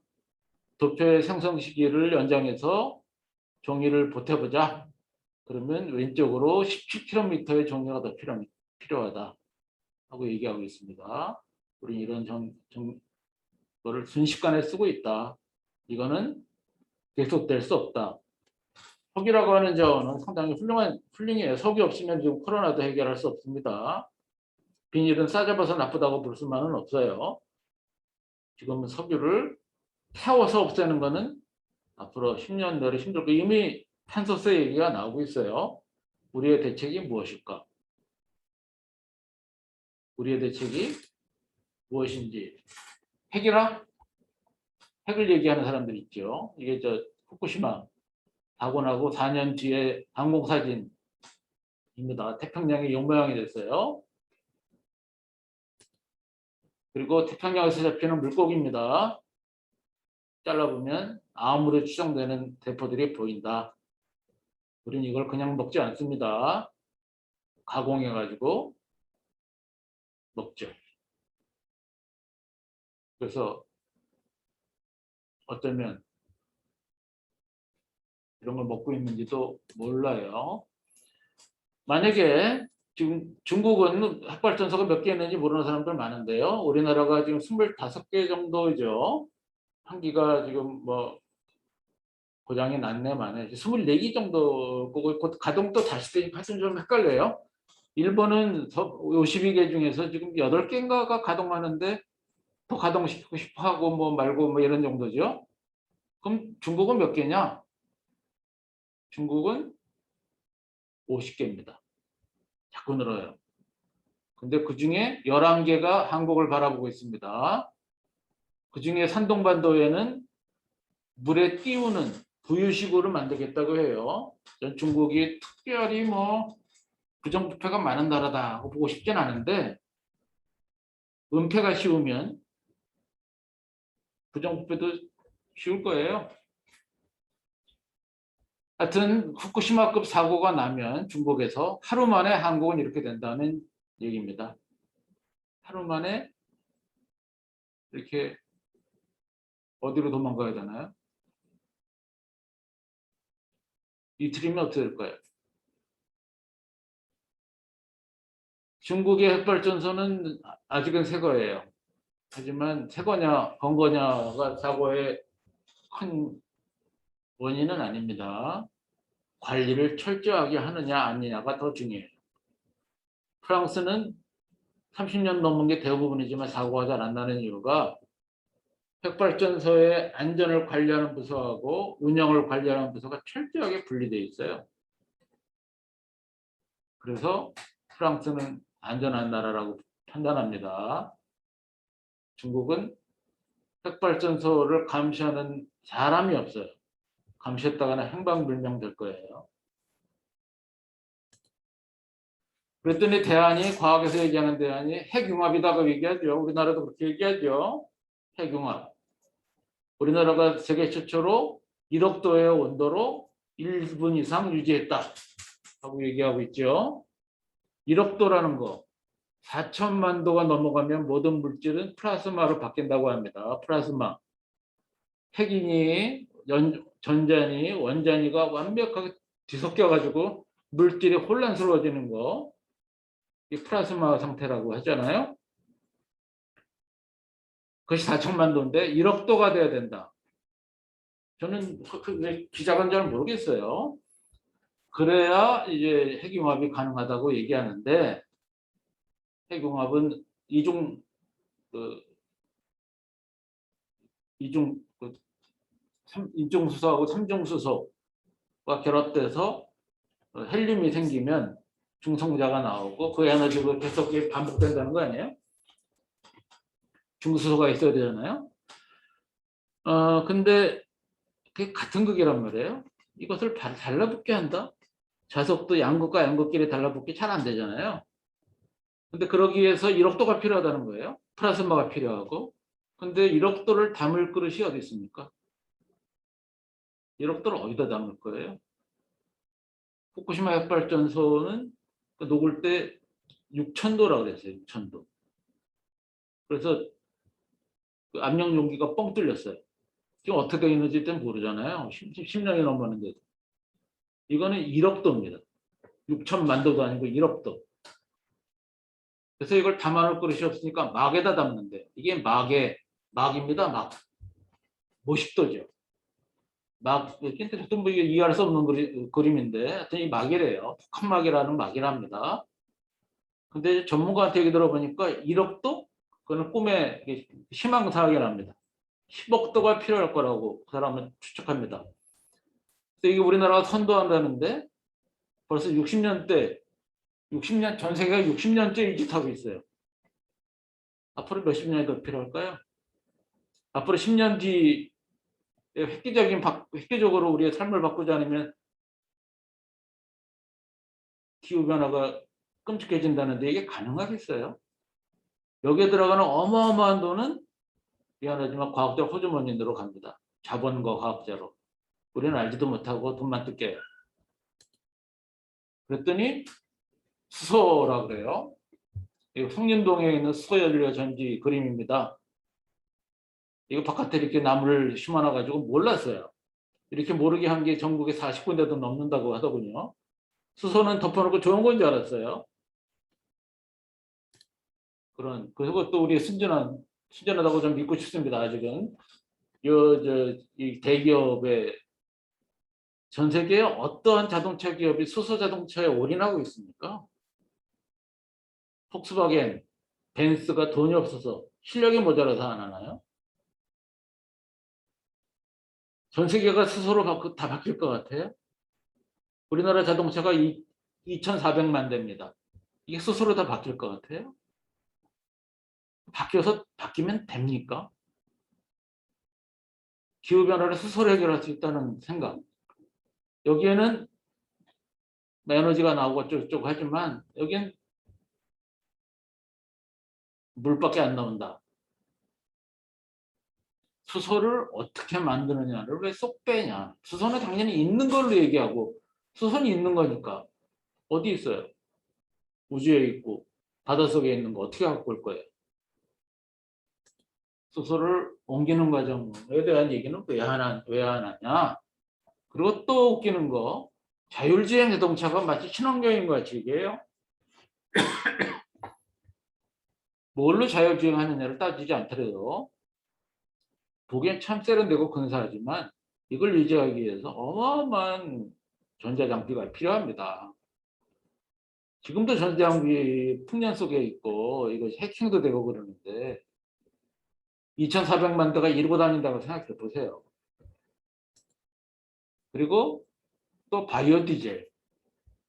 이 바이오 디젤을 만들기 위해 유체입니다. 유체를 생산하기 위해서 얼마나 화학비를 뿌릴까요? 얼마나 많은 석유 화학 물질을 여기다 갖다 부을까요? 예를 들면 옥수수 200kg을 푹 찌면 SUV 스포트 유틸리티 베이시클 딱 한 번 채웁니다. 옥수수 200kg이면 한 사람이 1년간 먹을 양이에요. 그 옥수수를 재배하기 위해서 들어가는 석유까지 생각해 보라. 이것을 친환경으로 얘기하는 과학이 정말 과학이냐? 대비할 수 있는 거냐? 그런 석유가 들어가는 거는 우리는 우유를 이 젖소를 어떤 송아지도 빨 수가 없습니다. 이런 거대한 유방을 갖고 있는 소는 과학이 만든 겁니다. 이거는 암소라기보다 우유 생산 기계라고 볼 수 있는데 옛날 소보다 100배 이상의 우유를 생산해요. 이걸 관리 유지하기 위해서 엄청난 에너지가 들어갑니다. 이거는 에너지 덩어리입니다. 이것이 무슨 우유가 100배 나온다고 식량 문제가 해결될까요? 돼지도 마찬가지다. 이건 다 석유라고 봅니다. 이 돼지는 이 철망에서 꼼짝달싹 못해요. 선발된 암돼지. 새끼 낳고 또 임신하고 새끼 낳고 또 임신하고 낳자마자 뺏기고 새끼 낳는 효율이 떨어지면 이 라인은 통째로 회수돼가지고 이 돼지들은 맛이 없으니까 스팸이 됩니다.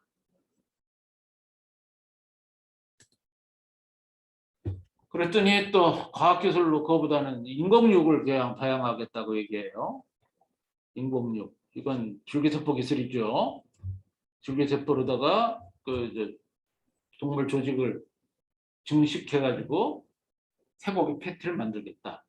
아직은 경제성이 없습니다. 이거 하나 만드는데 3억 원이 필요하대요. 햄버거 하나 먹는데 3억 원이 필요하다면 글쎄 우주여행 가는데 200억 쓰는 사람들은 먹을지 모르겠지만 보편적일 수는 없겠죠. 하지만 이렇게까지 하느니 차라리 서울을 잡아먹는 게 낫겠어요. 그리고 우리는 저도 마찬가지입니다. 약 없이 못 살고 약이라는 건 사람의 수명을 턱없이 늘려놨어요. 이런 얘기하면 그럼 일찍 죽어란 말이냐 하고 또 뭐 얘기하는 사람도 있지만 그래서 언제까지 살아야 행복한 건지 모르겠지만 건강 수명까지 살아야 되는 거 아닐까. 수명이 늘어났다고 해서 행복이 연장되는 건 아닙니다.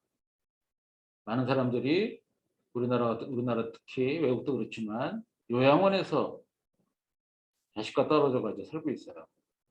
이것이 행복한 걸까? 제약회사에 못 드는 건강한 사람한테 약 팔기입니다.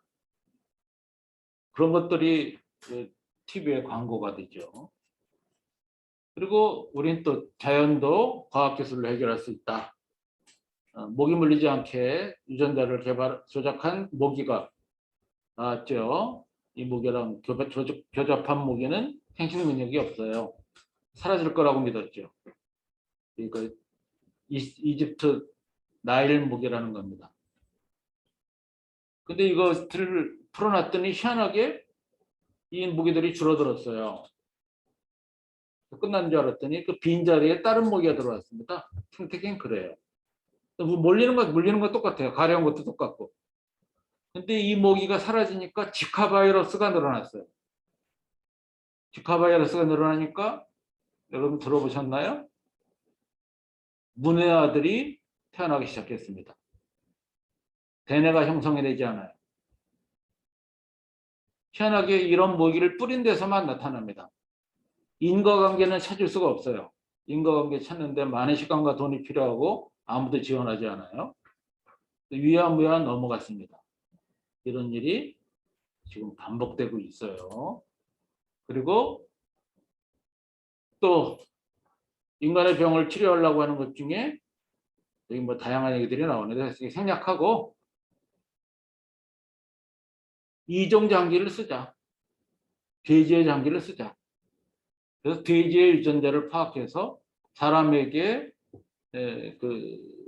면역 거부 반응을 일으키는 유전자를 넉아웃 시키자, KO 시키자. 이 연구를 하는데 우리나라가 1년에 100억씩 10년간 했습니다. 1000억을 썼는데 한 연구팀이 그걸 다 썼는데 아무것도 안 나왔죠. 근데 다 됐다고 막 얘기했어요. 우리나라가 선도한다고. 하지만 미안하지만 이건 하면 큰일입니다. 성공해서 실패했으니까 다행이지만 성공할 리도 없었을 것이고, 만약에 성공했다고 착각했으면 이 돼지 장기를 넣겠죠. 그래서 그 사람이 사람 장기가 올 때까지 살아있고 6개월 기다렸다가 사람 장기를 집어넣어서 살아났다. 그럼 그 사람 밖에 나와서 돌아다니지 못합니다. 돼지 장기를 넣었으므로 돼지 바이러스가 그 사람 몸에 들어가 있기 때문에 안 돼요. 이거를 몰랐을까? 이미 알고 있었어요. 저도 알고 있었는데 이 사람들이 몰랐을 리가 없잖아요. 과학으로 해결할 수 있는 게 아니다. 최근에 유전자 가위 기술이라는 게 나와서 작년에 노벨 화학상을 받았습니다. 다우드나라는 여성이 받았는데, 근데 최근에 미국의 한 그 사회학자가 대량 살상 무기의 범주에 유전자 가위 기술을 넣어야 된다고 그랬어요. 지노사이드 기술. 지노사이드가 무슨 얘기인지 아시잖아요. 특정한 유전자 그룹을 말살시킬 수 있다는 겁니다. 이거는 예를 들면 김치를 좋아하는 사람들의 공격을 하는 코로나19 바이러스를 만들 수 있죠. 유전자 조작 기술, 가위 기술까지 등장하면 그게 아주 손쉬워집니다. 이거는 감시할 수도 없어요. 그래서 대량 확산 무기로 관리해야 된다고 하는데, 우리는 이거는 GMO가 아니다 해가지고 우리나라 장려하려고 합니다. 자, 그리고 뭐 제가 자꾸 길어지는데, 이건 뭐 바이오스피어 2입니다. 2라고 하는 건 1이 있었다는 얘기고요. 1은 실패했고 2입니다. 1991년도에 했는데 벌써 꽤 오래됐죠. 지금 3를 하겠다고 하고 있어요. 여기는 200만 명이 들어와서 완벽하게 차단된 생태계에서 살 수 있게 만들겠다는 게 목표예요. 근데 그래서 실험을 했습니다.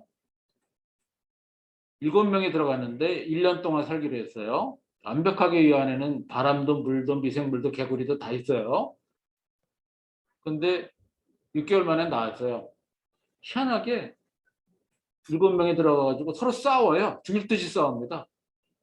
그래서 포기했어요. 실패는 성공의 어머니니까 지금 3를 하고 있다는 건데, 이게 성공하면 여기에 200만 명이 들어가서 살면 나머지 76억 9,800만 명은 어떻게 되는 얘기입니까? 그래서 우리 각자도생만 얘기하고 있다는 겁니다. 우리의 대책은 각자도생이다. 과학은 각자도생의 결과가 이번 코로나 때 나타났다는 겁니다. Just in time. 우리가 얘기하는 적재적소에 필요한 물건을 정량 공급해주는 그런 시스템은 전 세계가 틈지밖에 들어갔듯이 쫙쫙 들어가야 되는데, 보통 땐 괜찮죠. 하지만 코로나19가 들어왔을 때는 사회적 약자는 미안하지만 혜택을 볼 수가 없어요. 우리나라는 코로나19 때 다행히 마스크 이외에는 별 문제가 안 생겼어요. 하지만 앞으로는 모릅니다. 식량 문제 심각해질 수 있어요. 그리고 우리 에너지 문제는 외부에서 갖고 오는 거잖아요. 그 시장을 바탕으로 해서 이루어지는 것이다. 여기서 에너지는 어떻게 해결해야 되느냐? 유명한 얘기인데 FEC 작업권이라고 합니다. F 식량, E 에너지, C 케어. 저는 지역에서 작업해야 된다는 것. 그랬을 때 온난화든 뭐든 재난이든 비교적 지역에서 쉽게 공동체에서 해결할 수 있다는 겁니다. 그것이 대안이다 하는 것이죠. 그 대안을 한번 보자. 지금 뭐 한국은 1인당 전기 사용량이 독일이나 프랑스, 일본보다도 많은데 가정 사용하는 거는 훨씬 적다. 이게 뭐를 의미하느냐? 공장에서 쓰는 전기를 너무 헐값으로 주고 있다. 그래서 우리나라는 탄소세 도입하면 망한다. 공장을 헐값으로 주니까 기업마다 전기 효율에 관심이 없어요. 이걸 극복하자고 국회에 들어간 몇몇 사람들이 있는데 어렵죠. 어렵습니다. 언론이고 사람들 극복하기가 어려워요. 또 우리도 이거 하겠다고 그러죠. 세계적인 기업이 그 재생 가능 에너지 100% 쓰겠다고 얘기하는 기업들입니다. 한국 기업 없죠. 당연히 없습니다. 왜냐하면 우리나라는 법으로 단전 전기만 써야 되니까. 바꾸면 돼요. 바꾸라고 국회의원들이 있는데 바꿀 생각이 없잖아요. 국회의원들이. 그래서 우리가 시민단체가 할 일이 많아지는 거죠. 또 우리는 다음 세대를 생각하는 정책을 펴야지 현대를 생각하는 정책, 전대자동차를 생각하는 정책은 곤란하다. 또 우리의 생각도 저는 경제 정의, 사회 정의 조금씩 정권이 바뀌어가면서 우리 때 이해하기 시작했지만 생태 정의, 세대 정의까지도 가야 된다. 그러지 않으면 기후위기는 극복할 수 없다. 이것이 이제 에너지도 그런 면에서 지역에서 작업해야 된다. 독일의 사례입니다. 그래서 그 독일에는 마을에 분뇨 처리하는 시설이 있어요. 냄새나죠? 심하게 나진 않지만 이걸로다가 전기를 생산합니다. 합의를 하니까 가능해요. 마을 단위로. 모자라면 전기를 덜 씁니다. 우리도 했지요. 박원순 시장 때 잠깐 노영구에 조그맣게 만들고 확산이 안 되는 이유가 뭘까? 좀 그것이 궁금해요. 일단 성공을 했으면 독일처럼 이걸 바탕으로 해서 점점 키워가지고 설계 기술도 높이고 자재도 보급을 쉽게 해야 되는데 거기서 안 가요. 그리고 이거는 이제 독일도 독일 기술입니다. 이 유기물들을 지역마다 자립해가 모아가지고 전기 생산하고 TV 만들고 하는 모듈화된 시설이 있어요. 이것이야말로 과학으로 할 수 있는 겁니다. 물론 이 개발도 관리도 감시도 시민들이 같이 해야 되겠지만 과학이 할 수 있는 것이 분명히 있지만 이런 과학 안 하잖아요. 과학은 거대해졌고 자본이 있고 자본은 이런 거 관심 없죠. 그리고 진정한 것은 하늘에 있는 탄소를 땅속으로 돌려야 된다는 겁니다. 자, 여기 보면 유기농으로 지은 농산물들이죠. 유기농으로 짓던 화학농법으로 짓던 화학비료를 땅에서 쏟아주면 작물은 뿌리를 아래로 내리지 않습니다. 아래로 내리게 비료를 스스로 해결할 수 있게 도와준다면 뿌리가 이렇게 내려간다는 거예요. 이것이 땅 속의 탄소를 잡아준다는 거잖아요. 가장 빠르고 효과적으로 기후온난화를 예방할 수 있는 것이라고 우리나라는 자연농법이라고도 얘기하는데 발밑의 혁명이라는 책에 미생물학자가 절절하게 얘기하고 있습니다. 우리가 모르는 게 아니에요. 안 하는 거지. 그래서 저는 기후위기, 식량위기는 멀리 있는 거 아니다. 아까 FEC 자급권 얘기했지만 지역에서 작업하려고 노력하는 것이다. 내 삶을 바꾸는 것이다. 민원입니다. 아파트 지금 주안, 저도 여기 오면서 주안을 지나서 왔는데 주안 지금 40층짜리 아파트만 잔뜩 짓고 있잖아요. 화평동에도 그 도시산업 선교에 때려 부시고 거기다가 40층짜리 아파트 짓겠다는 거 아닙니까? 민원입니다. 아파트를 헐고 텃밭을 만들었어요. 주민이 원하는 겁니다. 우리도 주민이 원하니까 40층짜리 아파트 짓는 거 아닙니까? 근데 사실 그들은 주민 아니거든요. 투기꾼이지. 뭐 싸잡아서 얘기할 건 아니지만 주민들하고 투기를 하던 외지인이 또 같이 살 수 있는 방법을 찾아봐야 되겠죠. 이건 주민이 원하는 거예요. 이거 안 해주면 민해시장이 제대로 안 돼요. 이렇게 우리도 가야 된다는 겁니다.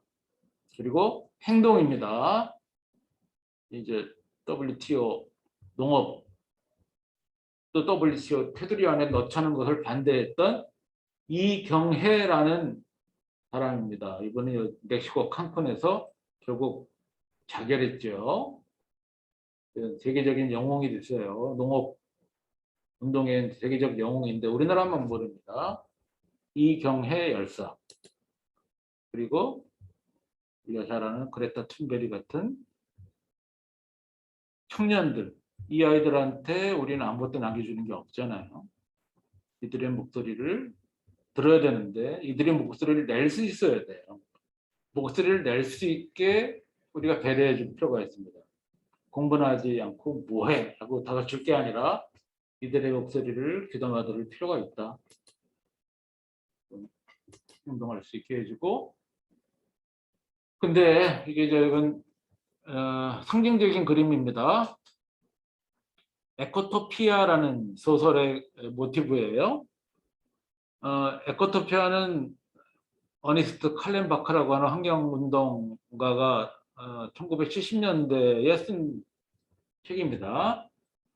미국에서 독립한 국가예요. 그 이름이 에코토피아인데 그 나라는 정치, 경제, 사회, 문화를 어떤 식으로 바꿨는가를 상상하는 겁니다. 작가가.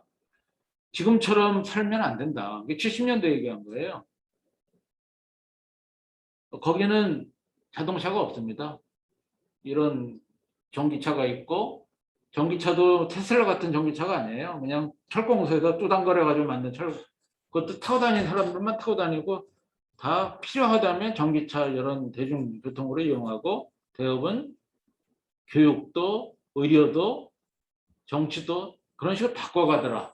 지금의 오히려는 거대한 세력들이 기득권을 차지하기 위해서 경쟁하는 그런 도시 국가니까 그런 시스템을 바꿔야 된다는. 그러니까 우리가 지금 익숙해져 있는 지금과 같은 사회 체제를 전부 다 부정할 수는 없으니까 부정하고 싶어도 그렇게 가진 않잖아요. 그러니까 어떤 거는 남기고 어떤 건 선택할 것인가를 어니스트 칼렌바크가 상상해서 쓴 책입니다. 그 책이 시중에 없습니다. 도서관에서 빌려봐야 되죠. 그래서 다른 책을 소개하면 이계삼 이 친구는 동전탑 반대운동 하면서 거기에 투신한 국어교사인데요. 인천에서 국어교사를 하다가 밀양으로 가가지고 자기 모교에서 국어교사를 하면서 진정한 교사가 되고 싶어서 학교를 그만뒀고 학교를 만들려고 했죠. 그러게 가난한 사회, 바로 기본소득 정도면 살 수 있는 삶을 얘기하는 선생입니다.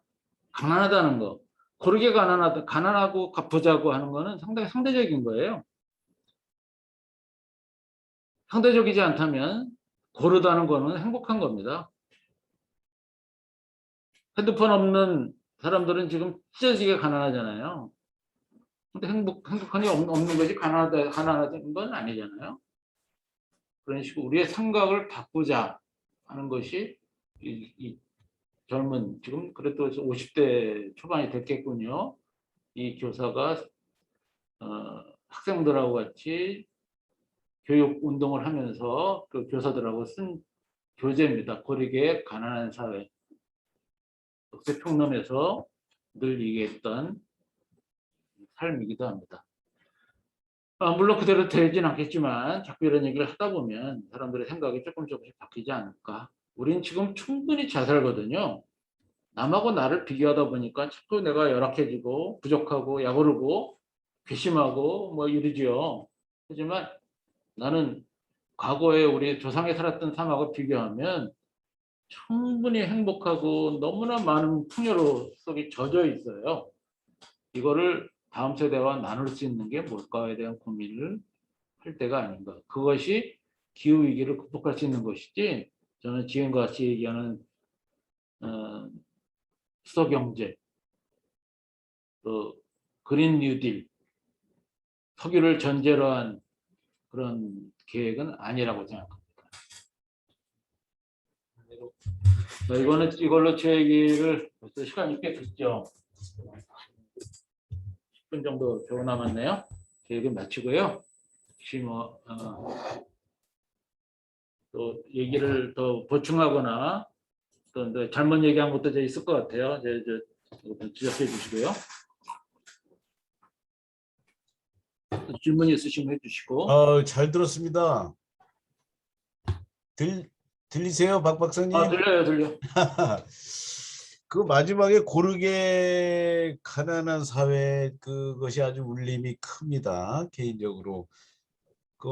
저 너무나 잘 들었고요. 내가 최근에 폴 호겐의 플랜 드로우다운 또는 토마스 프리드만의 편한 지금. 즐겁고 평평하고 분비는 세상 이거를 이제 읽었는데 거기에는 어떤 통계학적 또는 정치적, 정책적, 과학적 이런 식으로 어프로치를 했어요. 기후 변화에 대해서. 근데 이제 오늘 들은 강의는 아주 그 디테일은 악마에 있다고 그 악마를 제거하는 해결하는 미래의 솔루션을 근본적으로 제시하려는 그러한 내용 위주였어요. 너무나 감동적이었어요.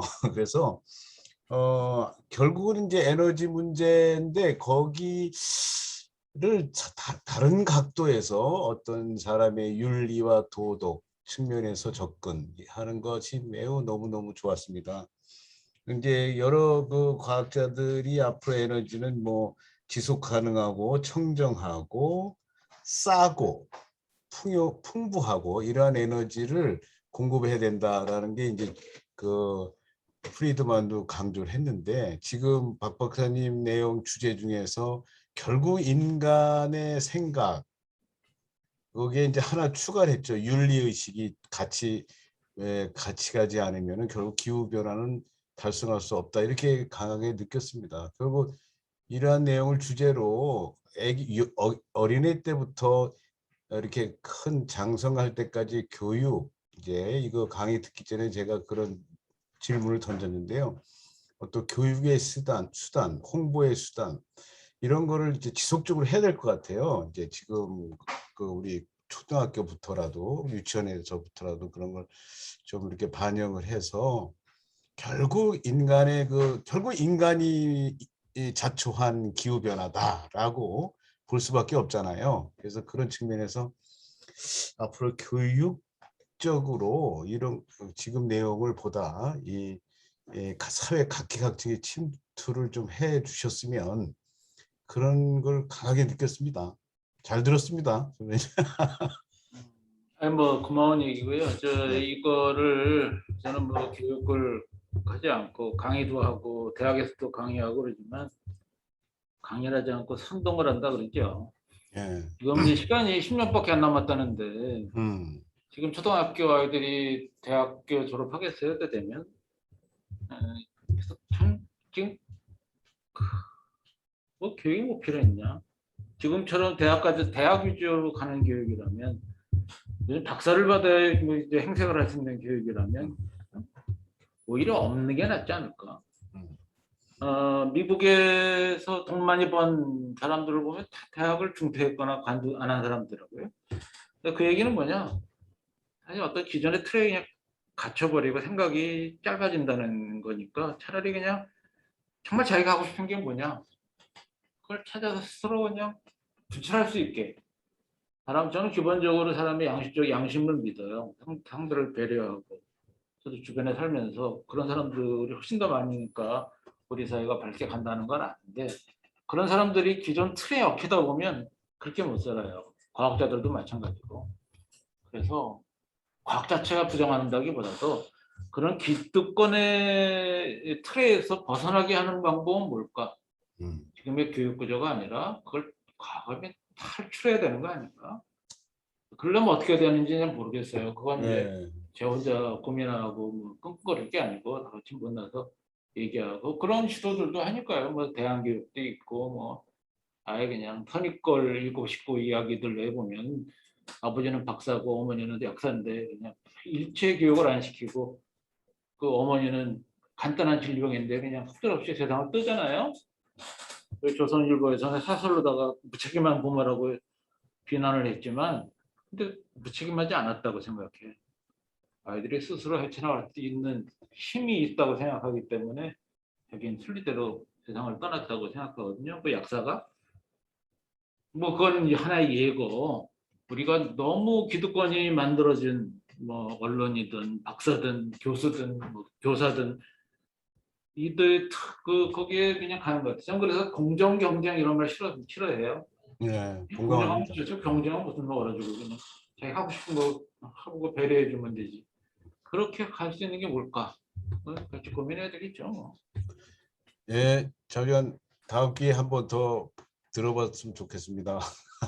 네, 고맙습니다. 예, 저는 개인 일정 때문에 일단 나가겠습니다. 아, 그래요. 예. 예, 오늘 감사했습니다. 예.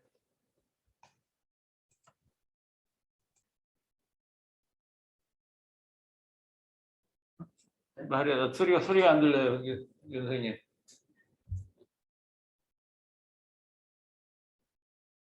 마이크 소리가 안 들려요. 말씀을 유동 선생님. 아, 예, 예. 네. 그런 말씀은 없고요. 그냥 그 오래간만에 저기 교수님 말씀 오래간만에 잘 들었고요. 예, 예. 계속 공부를 해 나가야 되겠습니다. 예, 고생하셨습니다.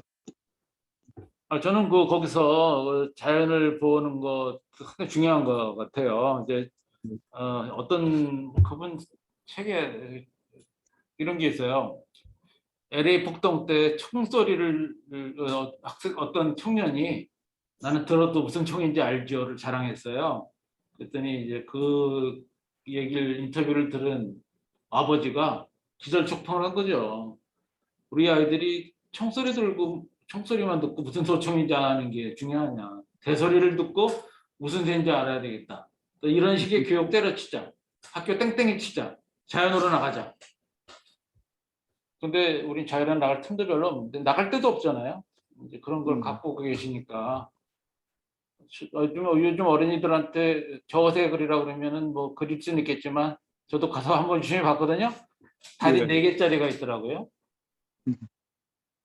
그러니까 우리 애들이 고정관념이 있는 거예요. 다리는 4개다. 그거 아니라는 걸 알지 아는 것만 해도 대단하죠. 중요한 예. 일하고 계십니다. 고맙습니다. 예.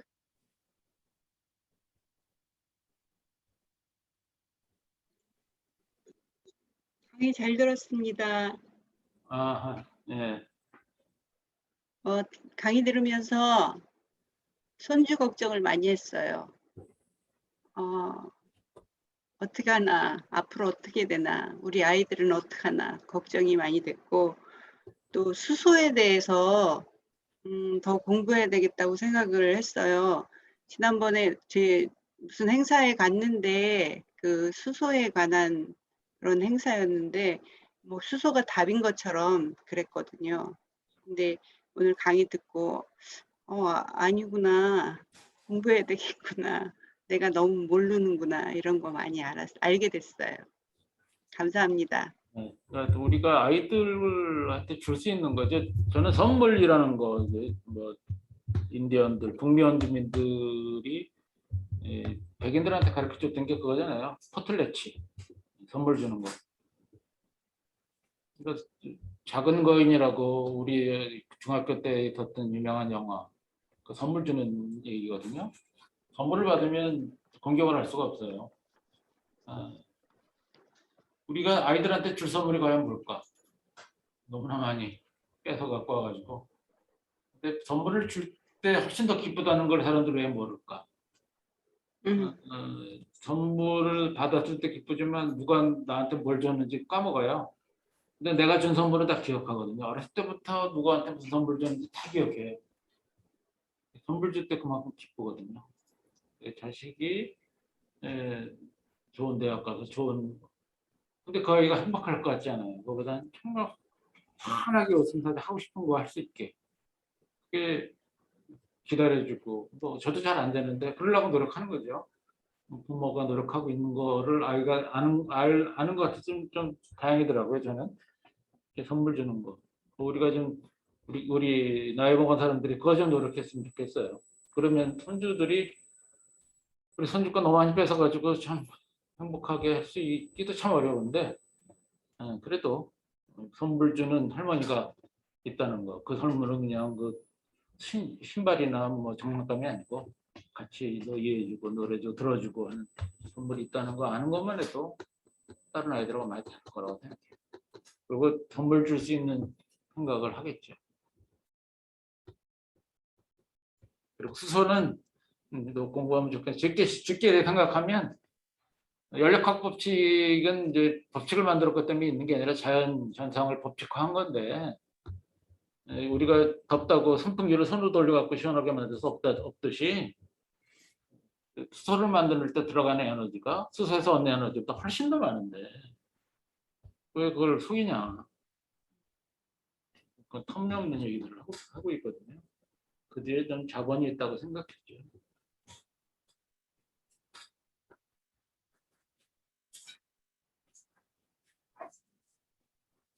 고맙습니다.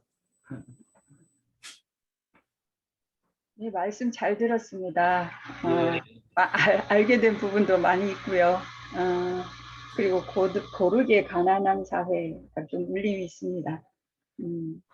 옛날에 저희 같은 경우는 어릴 때 그런 것들을 많이 생각할 수 있는데, 그때는 다들 가난했지만 꿈도 있고 행복도 있고 뭐 기후에 대한 이런 그런 것도 없었고, 그런 것들이 많이 생각이 나고, 그런 세상을 어떻게 물려줘야 되는지에 대한 이제는 고민도 중요하겠지만 어떻게 실행해야 될 것인가가 좀 많이 선행이 돼야 되지 않나 싶은 생각도 들어지네요. 많이 알고 계신 분들이 앞장서서 많이 알려주시고 선생님의 역할이 많이 크다는 생각이 들어집니다. 앞으로도 많이 예, 같이 해야죠. 같이 하자는 얘기가 이제 좀 듣고 싶고요.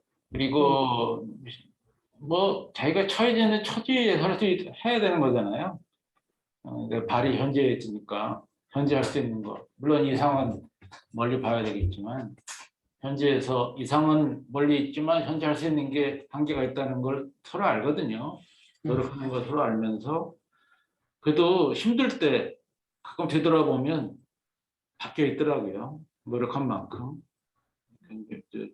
같이 제가 이제 선동을 할 테니까 같이 하시죠. 뭐. 네. 네. 고맙습니다. 네.